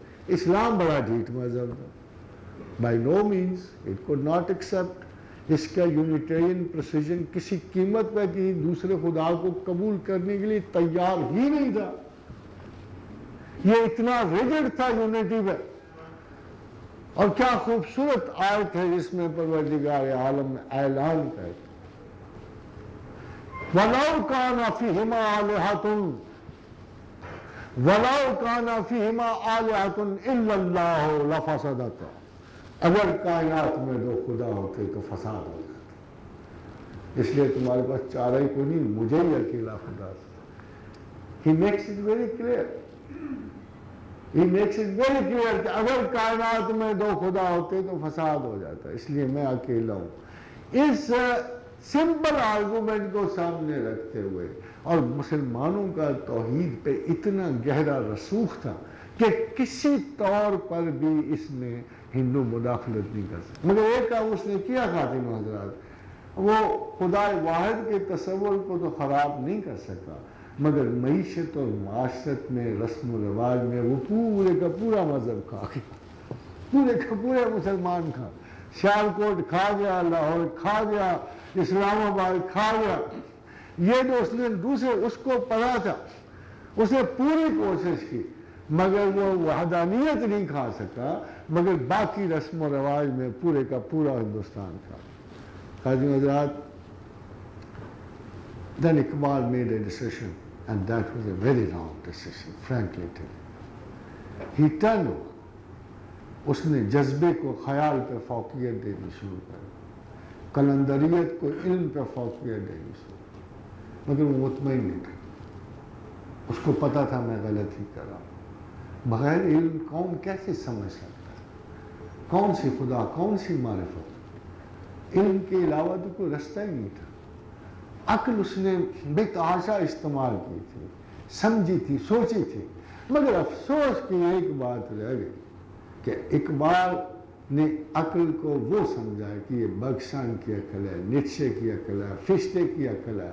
Perhaps somehow he was also impressed by the prodigious research and those theoretical strength of the West، جس کو خود پڑھ کے آیا تھا۔ اس کو پتا تھا کہ اس عقل سے خدا کا سراغ نہیں ملتا، مگر افسوس کی بات ہے کہ وہ براڈ اسٹیٹمنٹ دے گیا، اس نے ٹوٹل عقل کو ڈسکارڈ کر دیا۔ انہیں آخر میں مجذوبوں کی تلاش تھی، کبھی ننگے پاؤں اس درویش کے پاؤں پیچھے جا رہے ہیں، کبھی اس کے پیچھے جا رہے ہیں۔ That was the only problem with him. مگر by that time اقبال اپنی اس خداداد نعمت کی وجہ سے پورے، ایک چھوٹی سی بات آپ کو بتا دوں، سیدنا علاء الدین علی احمد صابر نے مجدد کی تعریف کی، میں نے اس سے خوبصورت تعریف نہیں سنی۔ فرمایا مجدد وہ ہوتا ہے کہ جس کو پرانے علوم پر پوری دسترس حاصل ہوتی، اور وہ اس رتب و یابت سے ایک صحیح علم کو مشتق کر لیتا ہے، جو اوریجنل، جو نالج کی بنیاد ہے، اسے اس کا استخراج کرتا، اسے عصر حاضر میں استعمال کرتا، اس صاف شدہ کانسیپٹ آف ریلیجن کو وہ عصر حاضر میں استعمال کرتا اور مستقبل کے لیے اشارات چھوڑ دیتا۔ یہ اقبال میں یقیناً نظر آتا۔ He tried to defend the divinity، اگرچہ اس کے تینوں آرگومنٹس کچھ سالوں میں ہی غلط ثابت ہو، کاسمولوجیکل، ٹیلیولوجیکل، آنٹولوجیکل، جو اس نے وحی کے حق میں تین آرگومنٹس تھے، they could not go far، اور بعد میں آنے والے لاجیکل پازیٹیوسٹ نے، سیمنٹکس نے شاید ان آرگومنٹس پہ بہت سارے شکوک پھر ڈال دیے، مگر اقبال نے اس مغلوب زدہ قوم، وہ قوم جو ہر بات میں شیکسپیئر کو خدائے فکر سمجھتی، by the way Shakespeare literature کا سب سے گندا رائٹر و شاعر ہے۔ اگر اسی کے زمانے میں دیکھا جائے تو مارلو اس سے 1000 درجے بہتر ڈراماٹسٹ تھا، مگر شیکسپیئر چونکہ برٹش امپائر کی ایک علامت بن چکا تھا، تو شاید شیکسپیئر کو کوٹ کرنا، سمجھنا، سوچنا، یہ بھی استحقار کا ایک بہت بڑا نقطۂ عظمت بن چکا تھا۔ And mostly people, when even we were students, you see, in 60s, تو everybody would mention کہ ہر آدمی گزرتا ہوا شیکسپیئر کو قرآن کی کسی ورس کی طرح سمجھتا تھا، اور اس سے اپنے انٹلیکچول پوزیشن کو اسٹیبلش کرتا تھا۔ Because I can quote Shakespeare, say I'm a literate person۔ مگر شیکسپیئر وہ فرانسیسی بالکل سچ کہتے ہیں کہ ادب میں میرا خیال ہے اتنا بھونڈا ادب کسی قوم کا نہیں ہے جتنا برٹش کا ہے۔ آپ اسے پڑھ ضرور سکتے ہو، اب کہیں آ کر کوئی ایک دو ایسی باتیں ہیں۔ At all, you see, as a student of English literature, اگر میں یہ سمجھوں تو جیسے اقبال نے 200 برس کی پاکستان کی شاعری برباد کر دی نا، پیچھے کوئی اچھا شاعر نہیں رہا، اس طرح جان ملٹن نے بھی انگریزی ادب کا بیڑا غرق کر دیا تھا۔ اتنی بڑی وہ کتاب لکھ چکا تھا کہ پھر انگریزی ادب میں اس کے برابر نہ کوئی شاعر پہنچا، لے دے کے چھوٹے موٹے کیٹس، بائرن، شیلے ٹائپ رومانٹسٹ آئے اور رخصت ہو گئے۔ جیسے ہمارے ٹاپیکل شاعر تھے جنہوں نے کبھی اس بازار پہ کبھی 4 نظمیں لکھی، وقت گیا شاعر گئے۔ اب ریاض ہے کہ اگر آپ کو فیض کا بھی کوئی شعر یاد آئے گا تو وہ شعر کبھی نہیں یاد آئیں گے، ایک دور ہوتا ختم ہوگا۔ ہاں یہ شعر آپ کو ضرور اس کا ہمہ تم یاد آئے گا کہ گر فکر زخم کی تو خطا وار ہیں کہ ہم، کیوں محو مدح خوبی تیری عدالت۔ یہ شعر تو رہ گئے، مگر اگر آپ یہ کہیں کہ وہ شعر رہیں گے کہ جن کی بنیاد پر انہوں نے نئے تجدد کا آغاز کیا تھا، تو I doubt they will miss the memory of the future generation forever۔ اور خواتین حضرات، اقبال سے اس غلطی کا بحران اس کے آخری 2 رباعیوں میں نظر آتا ہے۔ قطعات وہ بڑی بے چارگی سے کہتا ہے کہ سرود رفتہ باز آیت نہایت، نسیم از حجاز آیت نہایت، سلامت روزگار ای فقیر دگر دان آئے روز آیت نہایت۔ وہ آخری وقت میں یہ قطع لکھتا کہ مدینے سے ہوا کب آئے گی، اس پرانے ساز کی صدا میں کب سنوں گا، سلامت روزگار ای فقیر، مجھ فقیر کی عمر تمام ہونے کو آ گئی، دیگر دانائے راز آیت نہیں آئے، مگر وہ دانائے راز آئے گا کہ نہیں آئے گا، میری زندگی میں ہوگا کہ نہیں ہوگا۔ پھر اگلے اس قطعہ میں جواب دیتا ہے، اگر نہیں آیا دانائے راز، میں تو نہیں، اگر تمہیں کہیں وہ نظر آ جائے، بدہی اورا پیام جان گدازے، تو اسے میرا یہ پرسوز سا پیغام دے دینا، ضمیر امتاں را می کند پاک، کہ امتوں کے ضمیر کو کون صاف کرتا ہے، کلیم یا حکیم نئے نوازے، یا تو کوئی عصائے موسیٰ لیے ہوئے کلیم امت کو پاک کرتا ہے، یا کوئی ایسا دانشور اور حکیم جس کی آواز میں اتنا سول اور سرور ہو کہ ملت اس کی آواز پر جان کرے۔ یہ اس کی ایک آخری چیز ہے، صدا بے صحرا، یہ آخری چیخ جو ہے اس کے مقام کا تعین کرتی ہے۔ خاتون حضرات، آج بھی جب دوشنبہ میں آپ یہ ان کے بڑے دن پہ لاکھوں آدمیوں کا ہاتھ اٹھائے ہوئے یہ بات سنتے ہیں کہ مرد گراں خواب، گراں خواب، گراں خواب اٹھ جا، جب آپ یہ دیکھتے ہیں، ہارون صاحب اس کو درست کریں گے مصرے کو، از خواب گراں خواب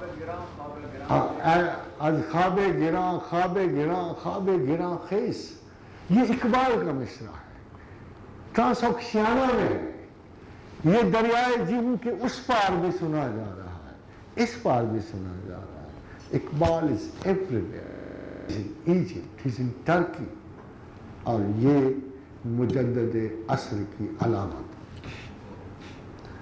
اس زمانے میں ولایت اور تجدد تقسیم ہو گیا، اور ولایت سیدنا خواجہ مہر علی کو چلی، اور تجدد، یہ دونوں آفس جب اکٹھے ہوتے ہیں خواتین حضرات تو اہل تصوف کہتے ہیں کہ قطب ارشاد پیدا ہوتا ہے۔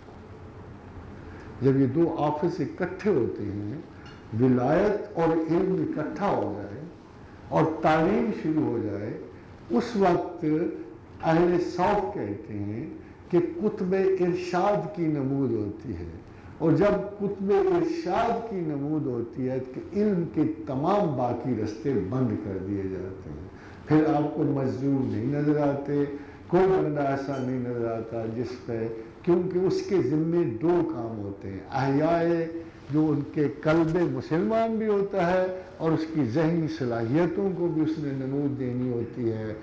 ہی شوڈ بی دی، جیسے پیغمبر اپنے عصر کا سب سے بڑا انٹلیکچوئل ہوتا ہے، اور جیسے محمد رسول اللہ آل ٹائم عقل کی معراج ہیں، اسی طرح ان کی امت سے پیدا ہونے والے یہ لوگ جو ہیں، جو خداوند کریم نے جس منصب پہ رکھا ہے، یہ ایک کتب ولایت ہوتا ہے، ایک کتب الاقطاب ہوتا ہے. یہ آفس ذہن کو حیران کن نہ سمجھا جائے. یعنی اگر اللہ کے نزدیک ایک آدھا بندوں کو پرکھا جائے، جانچا جائے، اور اس میں اللہ کو ایک بندہ سب سے اچھا نظر آئے گا تو وہی کتب الاقطاب ہوگا. یہ ٹائٹل سے پریشان نہیں ہونا پڑتا بندوں کو. دس از آل اے سیکوینس، اے گریڈیشن. جیسے اللہ کا نرفع درجات من نشاء، جس کے چاہتا ہوں درجے بلند کرتا ہوں. تو کتب الاقطاب ایک درجہ ہے جو پوری امت مسلمہ کے لیے کوئی نہ کوئی ایسا حیران کن، متنوع مگر سالڈ قسم کی سچائی کے ساتھ ایسا میسج چھوڑ جاتا ہے جو اس کے بعد بھی کام آتا ہے، اس کے اثر میں بھی کام آتا ہے. خادم حضرات، یہی وہ مہدی ہے، یہی کتب الاقطاب ہے، مگر وقت کے ساتھ ساتھ ان کی اہمیت، ان کی نوعیت، ان کے کام کے اسباب چینج ہوتے رہتے ہیں.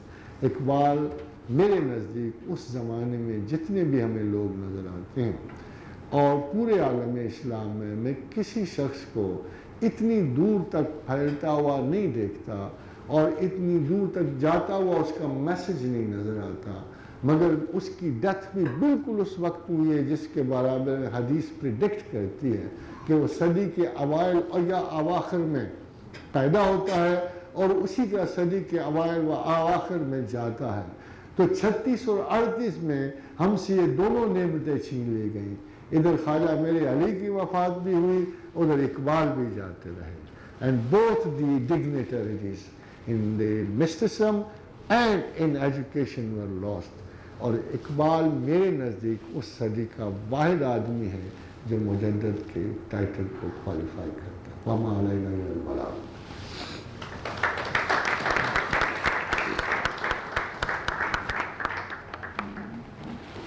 سننا ہے میری آنکھ کا خاک مدینہ. اچھا، دوسرا مصرع تو بہت خوب ہے کہ اس میں ظاہر ہے اس سے زیادہ دانش تو کہیں سے نہیں مل سکتی، لیکن پہلے مصرے میں جو بالکل ہی انہوں نے ریجیکٹ کر دیا مغرب کو، تو یہ جو تقسیم ہے دانش کی، یہ پہلے اکابرین میں کبھی نظر نہیں آتی کہ کبھی علم کو بھی تقسیم کر دیا گیا ہو، کبھی دانش کو بھی تقسیم کر دیا گیا ہو. تو پہلا جو مصرع اس سے میں اتفاق نہیں کرتا. خیرہ نہ کر سکا مجھے جلوہ دانش فرنگ، سرما ہے میری خاک، میری آنکھ کا خاک مدینہ و نجف. یہ جناب محترم، یہ اشعار کی یہ کیفیتیں جو ہیں ایک ورسٹائل ایموشنل سٹانس ہے کہ وہ deliberately is discarding all the influence which he had exhibited before. جو اس میں تعریفات مشہور ہیں جیسے جرمنی کے لوگوں کی، انگلینڈ میں جتنا عرصہ رہے ان علماء کی، میں اس میں خاص طور پہ کہوں گا کہ بہت نمایاں لوگ جو ان کی زندگی میں آئے، برکشان، پروفیسر وائٹ ہیڈ وغیرہ.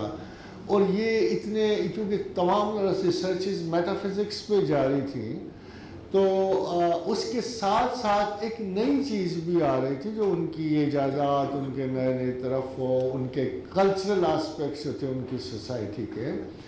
وہ اقبال دراصل ان بندوں کی بات نہیں کر رہا، ان فلاسفرز کی، یہ ان چیزوں کی. یہاں جلوہ دانش فرنگ جو ہے اس سے مراد ہے کہ ان کا سٹیز کا کلچر جو ہے جو وہ نمایاں ہو رہا ہے. کیونکہ یہ چمک دمک جو ہے ان فلاسفرز میں نہیں تھی، وہ تو بڑے ڈیپ روٹیڈ، بڑے ٹاپ کلاس تھے، دانشوران اثر اپنی اپنی یونیورسٹیوں میں بیٹھے ہوئے تھے. they were not exhibiting their knowledge in the public. مگر اقبال جب یہ جلوہ دانش فرنگ کا استعمال کرتا ہے تو یہ ان شہروں کے کلچر، وہ معاشرے، وہ وکٹورین سٹائل جس کی جگہ جگہ ایگزیبیشن ہوتی تھی. اور بعض اوقات اگر آپ دیکھیں، میں آپ کو اس کی آرگومنٹ یہ بتا دوں کہ ہمارے لوگ بھی کہتے تھے اس وقت کہ اگر اسلام سچا ہوتا تو اتنے برے حال میں نہ ہوتا. یعنی ہم لوگ we would compare our state of affair، اور آج بھی کرتے ہیں کہ آپ کہتے ہو اسلام بڑا اچھا مذہب ہے، اگر اسلام اچھا ہوتا تو وہ لوگ ہم سے اتنے اچھے حال میں نہ ہوتے.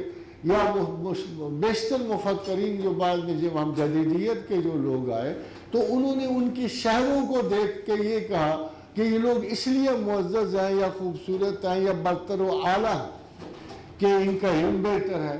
تو اقبال یہ کہہ رہا ہے کہ یہ جو کچھ آپ دیکھ رہے ہو مغرب میں یہ قطعاً اس بات کا ثبوت نہیں ہے کہ ان کا علم بھی اتنا ہی بہتر ہے، بلکہ وہ اس کو ایگزیبٹو آسپیکٹ آف دی برٹش یا اینی ادر سوسائٹی کہہ رہا ہے، اور اس کے مقابلے میں کہہ رہا ہے کہ میری آنکھ میں عقیدت اور محبت ہے، اور میری آنکھ میں جو اصول کی ڈیپتھ اور گہرائی ہے، جو مشرق کا دل ہے جہاں سے تمام پیغمبر اٹھے ہیں، جہاں سے محمد رسول اللہ نے یعنی اپنی پیام بخشا ہے، یہ ان سے 1000 درجے افضل و بہتر ہے. تو میرا نہیں خیال کہ he is referring to those classical knowledgeable people of the West who was teaching in the universities, but I think he was referring to the social outburst. اور یہ جو گیلیکسیز اب بھی وہی ہوتا ہے کہ اب ہمارے یہاں بہت سارے لوگ ہیں، میں دیکھتا ہوں پی ایچ ڈی کرنے جا رہے ہیں وہاں، مگر وہ تعلیم سے کم غرض رکھتے ہیں. واپس آ کر جیسے فرض کیجیے آپ قائد اعظم یونیورسٹی میں آ گئے، وہاں لوگ زیادہ تر ایگزیبٹ ان کے کوریڈور کلچر کا کر رہے ہوتے ہیں، تعلیم کا نہیں کر رہے ہوتے. ایسے لگتا ہے کہ وہ ایک ایسے جہان سے نکل کے آ رہے ہیں جہاں معیشت، معاشرت اور زندگی کسی اور قسم کی تھی، جہاں کچھ خصائص علم کے ساتھ جوائن کر لیے جاتے ہیں کہ ان کی طرح کا زندگی گزارنا بھی لازم ہے، ان کی طرح کا علم حاصل کر لیں.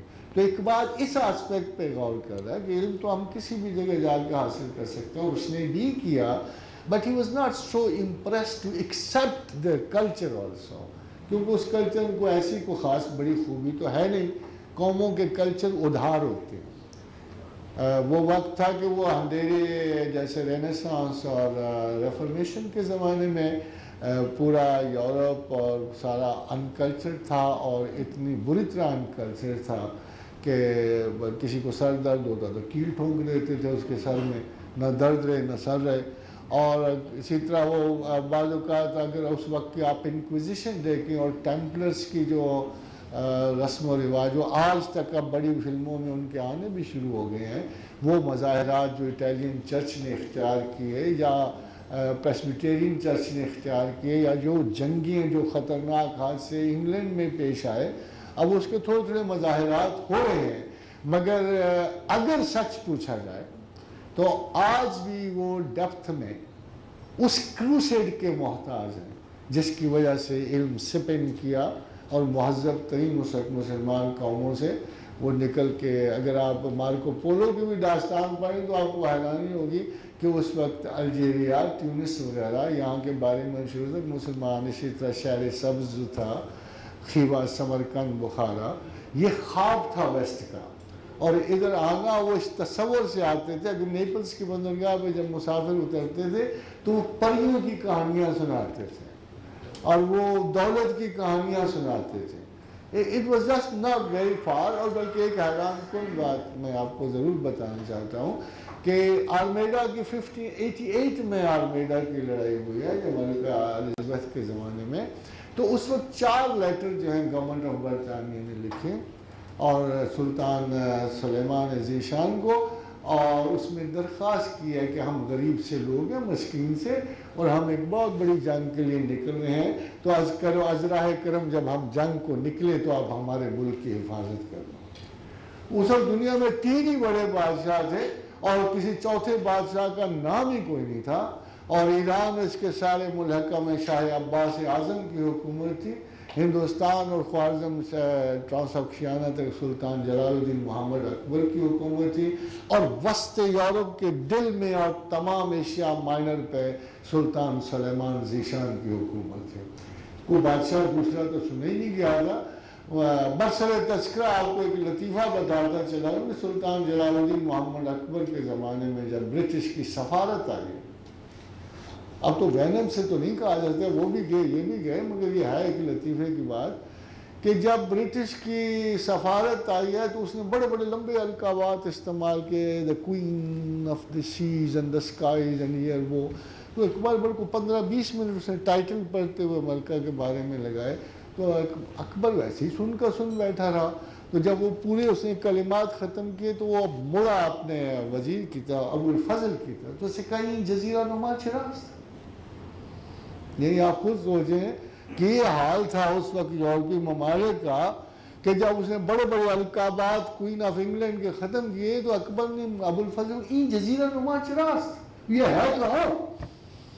یعنی یہ حال تھا اس وقت ان کا اور ان لوگوں کا. تو ظاہر ہے کہ اتنی بڑی تفاوت جو ہے، اور اس کے بعد اتنے بڑے انقلاب کا آنا، رینیسانس، ریفارمیشن کے بعد، یعنی ایک پریکٹیکل صورتحال یہ ہے کہ جب اسپین میں 80,000 حمام تھے اور ہر گلی میں لیمپ جلتے تھے، اس وقت شاہ ایلیزے میں گھٹنے گھٹنے کیچڑ کھڑا ہوتا تھا. ایک پریکٹیکل بات یہ ہے کہ پگمیلین میں جو برنشاہ جس خاتون کا ذکر کرتا ہے وہ اسی بات پہ کرتا ہے کہ کلچر اتنا گھٹیا اور غیر معقول ہو گیا تھا کہ اشراف میں اور نو دولتیوں میں فرق کرنا مشکل ہو گیا تھا.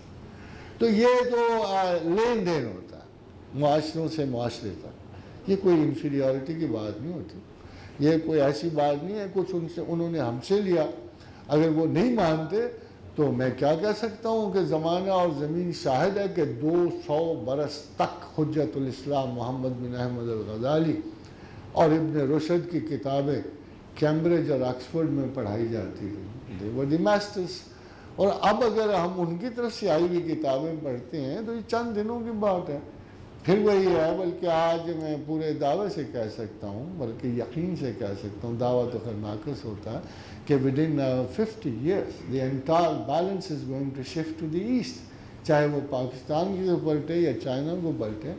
ایک بات پہلے بھی ہوئی تھی، ایک بات آج بھی ہے کہ مسلم کلچر کے ساتھ پہلے بھی چائنا بلند ہوا تھا. یہ اللہ تعالیٰ کے حساب. تاریخ کیا چیز ہے خواتین حضرات؟ تاریخ ریپیٹ نہیں کیا کرتی. یہ غلط جملہ ہے. تاریخ نہیں ریپیٹ کیا کرتی. اللہ کے قانون اسی طرح ثابت قدم رہتے. ہسٹری کوئی انسان تو نہیں، کوئی مفکر اور دانشور نہیں ہے کہ ہسٹری ریپیٹ سے سر. البتہ اللہ نے قوموں کے عروج و زوال اور موسموں کے بدلنے کے جو اصول رکھے ہیں وہ ہر زمانے اور ہر عصر اور ہر صدی میں پورے ہوتے ہیں. اس لیے آج بھی وہی قانون چل رہا ہے. وہی دو قومیں پھر اوپر چل رہی ہیں، مسلمان اور چائنا ادھر سے اوپر بلند ہوئیں گے. اب زوال مغرب کی گھڑی سامنے نظر آ رہی ہے. تو کوئی یہ بددعا نہیں ہے مغرب کے لیے، مگر میرا خیال ہے کہ جس اصول پہ اللہ نے تاریخ کو مرتب کیا وہ دونوں طرف ورک کر رہا ہے. اور بڑے سارے لوگ ایسے بھی ہیں جو شاید پاکستان کے بارے میں ہر دوسرے دن شبہ میں رہتے ہیں کہ آج گیا، کل گیا، پرسوں گیا. تو بڑا ڈھیٹ ملک ہے. یہ تو اپنا مقصد پورا کر کے جائے گا. آپ کو بتائیں اگر یہ تو بیلفور ڈیکلریشن کے مقابلے میں بنا ہے. جب تک اسرائیل ہے، پاکستان ہے، بعد میں دیکھی جائے گی. ہم تو ویسے بھی میرے حال اقبال کی طرح کے لوگ ہیں، کلندر ٹائپ. مرنے والا ضرور ہے کوئی نہ کوئی، مگر مار کے مرنے میں بڑی لذت ہے پاکستان کو. تو جب تک اسرائیل کو فنش نہیں کر لیتا یہ نہیں جاتا. یہ فطرت ہے. یہ وہ فیصلہ ہے جو 1919 میں لکھا گیا ہے. ادھر وہ ادھر ہم. بس دو منسلک سوال ہیں، مختصر سے جواب کریں گے. خاتون حضرات، یہ سوال ہے کہ کوئی زمانہ بھی مجدد کے بغیر نہیں ہونا چاہیے. آج آپ کسے اس رتبے میں دیکھتے ہیں؟ تو آج تو کم از کم 100-200 مجدد ورک کر رہے ہیں، اور میرا خیال ہے تھوڑے تھوڑے سے کے بعد سارے ہی رخصت ہو رہے ہیں. میرا خیال ہے کہ یہ دیکھیں، آپ اگر آپ پچھلے زمانے میں غور کریں تو آپ کو پتہ لگے گا کہ قریباً ہر مسلم جو تھا ہمارا اسکالر تھا، ان میں ایک لفظ ذرا کامن آیا، تنظیمات آئیں، پھر گریڈیشنز بنے، پھر ان کے امیر بنے. And they were all aspiring for the rank of مجدد. they were all aspiring for the same. Question یہ پیدا کہ یہ مانگنے والا عہدہ نہیں ہے، نہ یہ خواہش کرنے والا عہدہ ہے. یہ اہلیت کا ایک معیار ہے جو سوائے اللہ کے اور کسی کے پاس نہیں ہے. اور حیرت انگیز بات یہ ہے کہ اس کا انحصار بہت ساری چیزوں پہ ہے. دیکھو، خدا جب تبلیغ کو بلاتا ہے بندے کو، جب وہ کہتے ہیں کہ تبلیغ کو آؤ، اس وقت بھی اس کے سارے معیار اس کے اپنے ہیں. ادعو الی سبیل ربک بالحکمت، کہ لوگوں کو بلاؤ، علم و حکمت کے ساتھ بلاؤ. اندھا دھند نہ بلا، یہ ٹائپ چھوڑ دے جو اس وقت سکہ ہے، رائج الوقت ہے، یہ تبلیغ کا فیشن نہیں ہے۔ اللہ کے ہاں ادعو الی سبیل ربک بالحکمت ہے، اگر لوگوں کو تم نے اللہ کی طرف بلانا ہے تو علم و حکمت سے بلا، وبالموعظۃ الحسنۃ، اور تیرا کلام بھی خوبصورت ہونا چاہیے، تیرا انداز بھی خوبصورت، تیری بات بھی حسین ہونی چاہیے۔ اللہ میاں آپ بہت بڑا ایستھیٹ ہے، نظریہ جمالیات اس کا پیدا کرتا ہے، واللہ اللہ جمیل ویحب الجمال، وہ خوبصورت ہے اور خوبصورتی کو پسند کرتا ہے، وہ کسی اگلی میتھڈ میں شامل نہیں ہوتا۔ تو فرمایا ادعو الی سبیل ربک بالحکمت وبالموعظۃ الحسنۃ وجادلہم باللتی ہی احسن، اور جب تو بحث کرے تو بہت اچھی بحث کر، خوبصورت بحث کر۔ یعنی آپ دیکھیں کہ اللہ تعالیٰ تین دے رہے، علم، حکمت، گفتگو، انداز اور بحث میں جنگ و جدل نہ۔ ایک دفعہ رسول نے کہا تھا کہ جب دو آدمی آپس میں بحث کرتے ہیں تو جس کی آواز اونچی ہو وہ سمجھتا ہے میں جیت گیا، اور یہی آج کل نظر آتا ہے۔ باقی مجدد کا آج کے زمانے میں جب تک اس کا کام پورا نہیں ہوتا مجدد نظر نہیں آئے گا۔ Normally everybody starts with a minor position, اور اس کی سکلز رفتہ رفتہ زمانے کے ساتھ کھلتی ہیں۔ یہ 1910 ہے کیا، 2011 ہے، 12 ہے، جس وقت کو سمجھتے ہیں نا کہ پوری دنیا کے انجام کا ہے یا بڑا خطرناک وقت ہے، اس وقت سے میرا خیال مجدد عصر کی فعالیت شروع ہونے کا امکان ہے۔ Because then you will be left with 10 to 20 years more and you will know him، کیونکہ ارشاد کا کوئی بندہ چھپا نہیں رہ سکتا، there is no possibility، you will know him soon۔ سوال یہ ہے کہ کیا اس کی ضرورت کتنی ہے۔ صرف یہ بڑی اچھی بات جہانگیر خان صاحب نے لکھی کہ آپ نے اپنی پوری تقریر میں علامہ اقبال کو تضادات کا شکار ثابت کیا، اور آخر میں گزشتہ صدی کا مجدد، کیا مجدد بھی تضادات کا شکار؟ اٹس اے بیوٹیفل کویشچن، مگر میں نے اس کی پروگریس شو کی ہے، تضادات نہیں شو کیے۔ میں نے یہ شو کیا ہے کہ وہ اپنے ایک رومانٹک پوزیشن سے آگے بڑھتا ہوا، he only failed in one thing perhaps, مگر یہ ضروری نہیں کہ مجدد کے ذمے میں ایک ٹوٹل ریسریکشن ہو، ایک پارشل ریسریکشن بھی ہو سکتی ہے، مگر جو کچھ وہ کر گیا اور جس طریقے سے اس کے میسیج نے دنیا کو اور پرٹیکولرلی مسلمانوں کو زندہ کیا، اگر ہم اس کوالٹی پہ اسے رینک کریں تو وہ اس وقت کا مجدد ہے۔ باقی اس کی جنرل پروگریس ہے، جو اسے بڑے دور گزرے، بڑے لوگوں کے معترضانہ دور گزرے اور بڑے تعریفانہ دور بھی گزرے، بٹ اوور آل جس مسلک پہ وہ آ کے ٹھہرا ہے امت مسلمہ کو، اور جس طرح اس نے قائد اعظم کے ساتھ ایک کوپریٹو لنک میں ایک پوری نیشن تخلیق کی ہے، and along with he has left messages for all those downtrodden Muslims of Central Asia and all those places جہاں اب بھی تحریکات اس کے نام سے اٹھ رہی ہیں، جہاں ایران کا انقلاب علی شریعتی کی وجہ سے اٹھا ہے، جس نے اقبال پہ کتاب بھی لکھی ہے اور اس کے تاثرات بھی کافی دیے ہیں، تو ابھی اقبال کا اثر ختم نہیں ہوا، but somebody has to continue، جس کی پیشن گوئی اس نے آخری 2 قطعات میں نے آپ کو سنائے کہ اگر می آئے دانائے رازے، اقبال is aware کہ the place is not empty، کوئی نہ کوئی ضرور آئے گا جو میرے سیکوینس کو آگے بڑھائے گا، اور اس کو وہ پیغام دے رہا ہے، اگر می آئے دانائے رازے، بدی اورا پیام جان گدازے، ضمیر امتارا می کند پال۔ ابھی تو جو لوگ بیٹھے ہیں ان لوگوں کا کوئی مینشن نہیں ہے، تو میرا خیال ہے کہ اقبال کہہ رہے کہ یہ لوگ نہیں ضمیر امت کو پاک کریں گے، those people who are sitting now، مگر وہ کہہ رہا ہے کلیم یا حکیم نے نواز۔ اللہ تعالیٰ اس کی، مجھے یقین ہے انشاءاللہ اس نے جو بھی پیشن گوئیاں کی تھی، رفتہ رفتہ یہ اس کی سچائی کا ایک اور ثبوت ہے کہ whatever prophecy has made has come true، will come true انشاءاللہ in the coming time۔ اور اگر آپ غور کیجئے تو مہدی کا بھی تصور ایک ایسے اچھے مسلمان کا ہے جو امت مسلمان کو وہ اکٹھا کرنے کا باعث بن جائے گا۔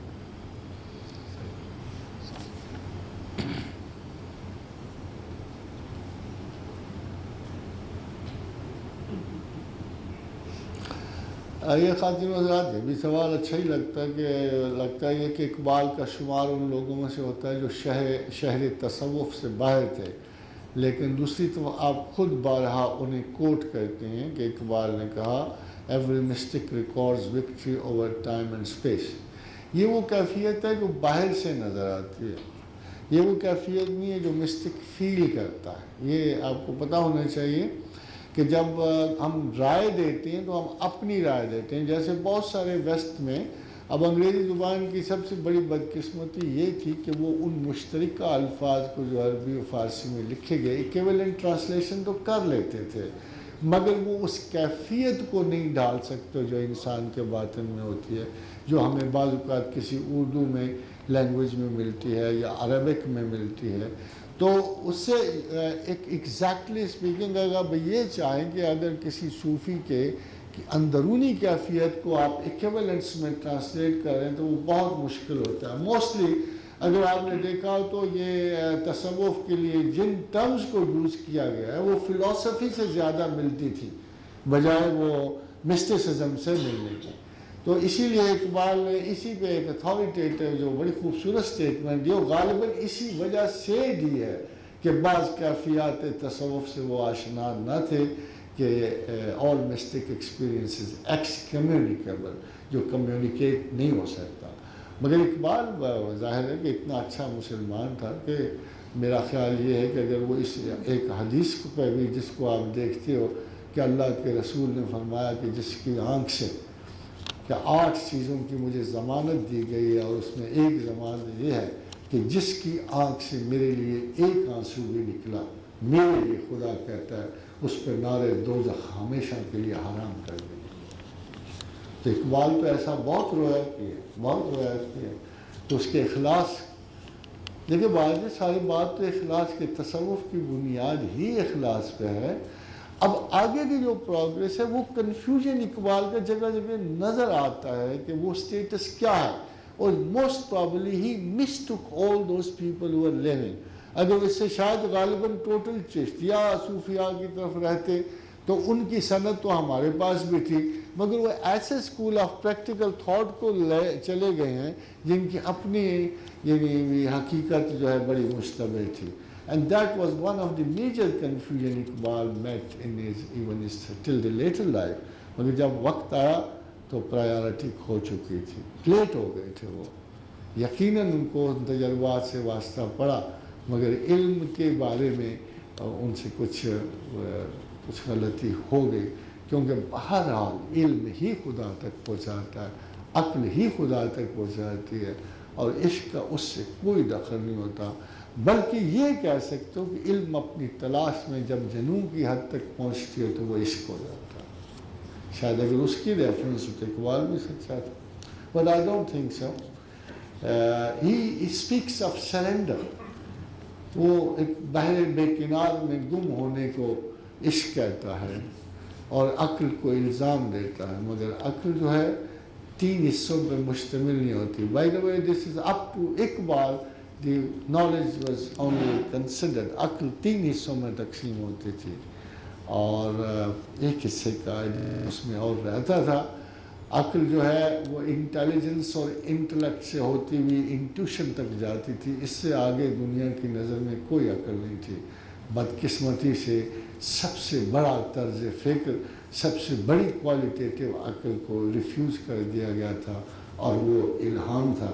وہ الہام جس کے لیے اللہ نے ذہن انسان کو چنا تھا، جس کے بارے میں پروردگار عالم نے یہ کہا تھا کہ میں نے والشمس وضحاها والقمر اذا طلاها والنهار اذا جلاها والليل اذا يغشاها والسماء وما بناها والارض وما طحاها ونفس وما سواها، کہ میں نے اتنی بڑی بڑی کائناتی تخلیق کے پیٹرن پہ نفس انسان کو بنایا ہے، وَنَفْسٍ وَمَا صَبَّهَا فَأَلْهَمَهَا فَجُورَهَا وَتَقْوَاهَا، اور اس پہ میں نے فسق و فجور اور الہام کیا ہے۔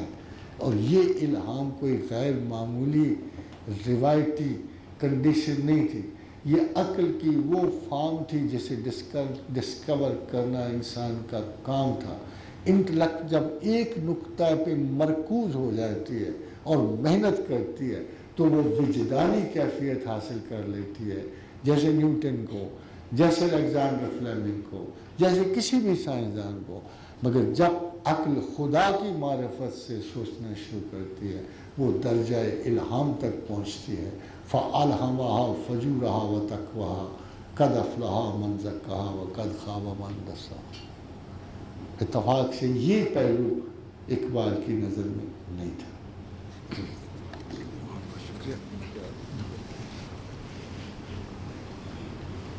خواتین حضرات، شہر اقبال فورم کی جانب سے میں پروفیسر صاحب کا بہت بہت شکریہ ادا کرتا ہوں کہ وہ اپنا قیمتی وقت نکال کر یہاں تشریف لائے اور اپنی نہایت پرمغز اور مدلل گفتگو سے ہمیں استفادہ کرنے کا موقع دیا۔ خواتین حضرات، میں آپ سے گزارش کروں گا کہ میرے ساتھ مل کر محسن صاحب کا بہت بہت شکریہ ادا کریں۔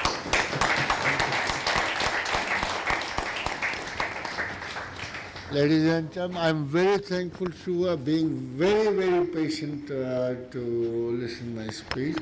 Whatever it is, I'm extremely خاص طور پہ سیالکوٹ کی نسبت سے مجھے آپ سے زیادہ ویسے بھی ان سے because I've been going to Sialkot, میں میرا بھی خاندان سیالکوٹ کے پاس ہی سے ہجرت کر کے آیا ہے، اس لیے میں ویسے بھی بہت شکر گزار ہوں۔ Thank you very much, thank you very much. یا ارحم الراحمین، یا ارحم الراحمین، یا ارحم الراحمین، یا ذا الجلال والاکرام، یا ذا الجلال والاکرام، یا ذا الجلال والاکرام، لا الہ الا انت سبحانک انی کنت من الظالمین۔ اللہم انا اسألک بانک انت اللہ الاحد الصمد الذی لم یلد ولم یولد ولم یکن له کفوا احد۔ اللہم انا اسألک بانک لک الحمد لا الہ الا انت وحدک لا شریک لک الحنان المنان بدیع السماوات والارض یا ذا الجلال والاکرام، وإلہکم الہ واحد لا الہ الا هو الرحمن الرحیم، اللہ لا الہ الا هو الحی القیوم، الف لام میم، اللہ لا الہ الا هو الحی القیوم، اللہ اللہ اللہ لا الہ الا هو رب العرش العظیم۔ اللہم آمین۔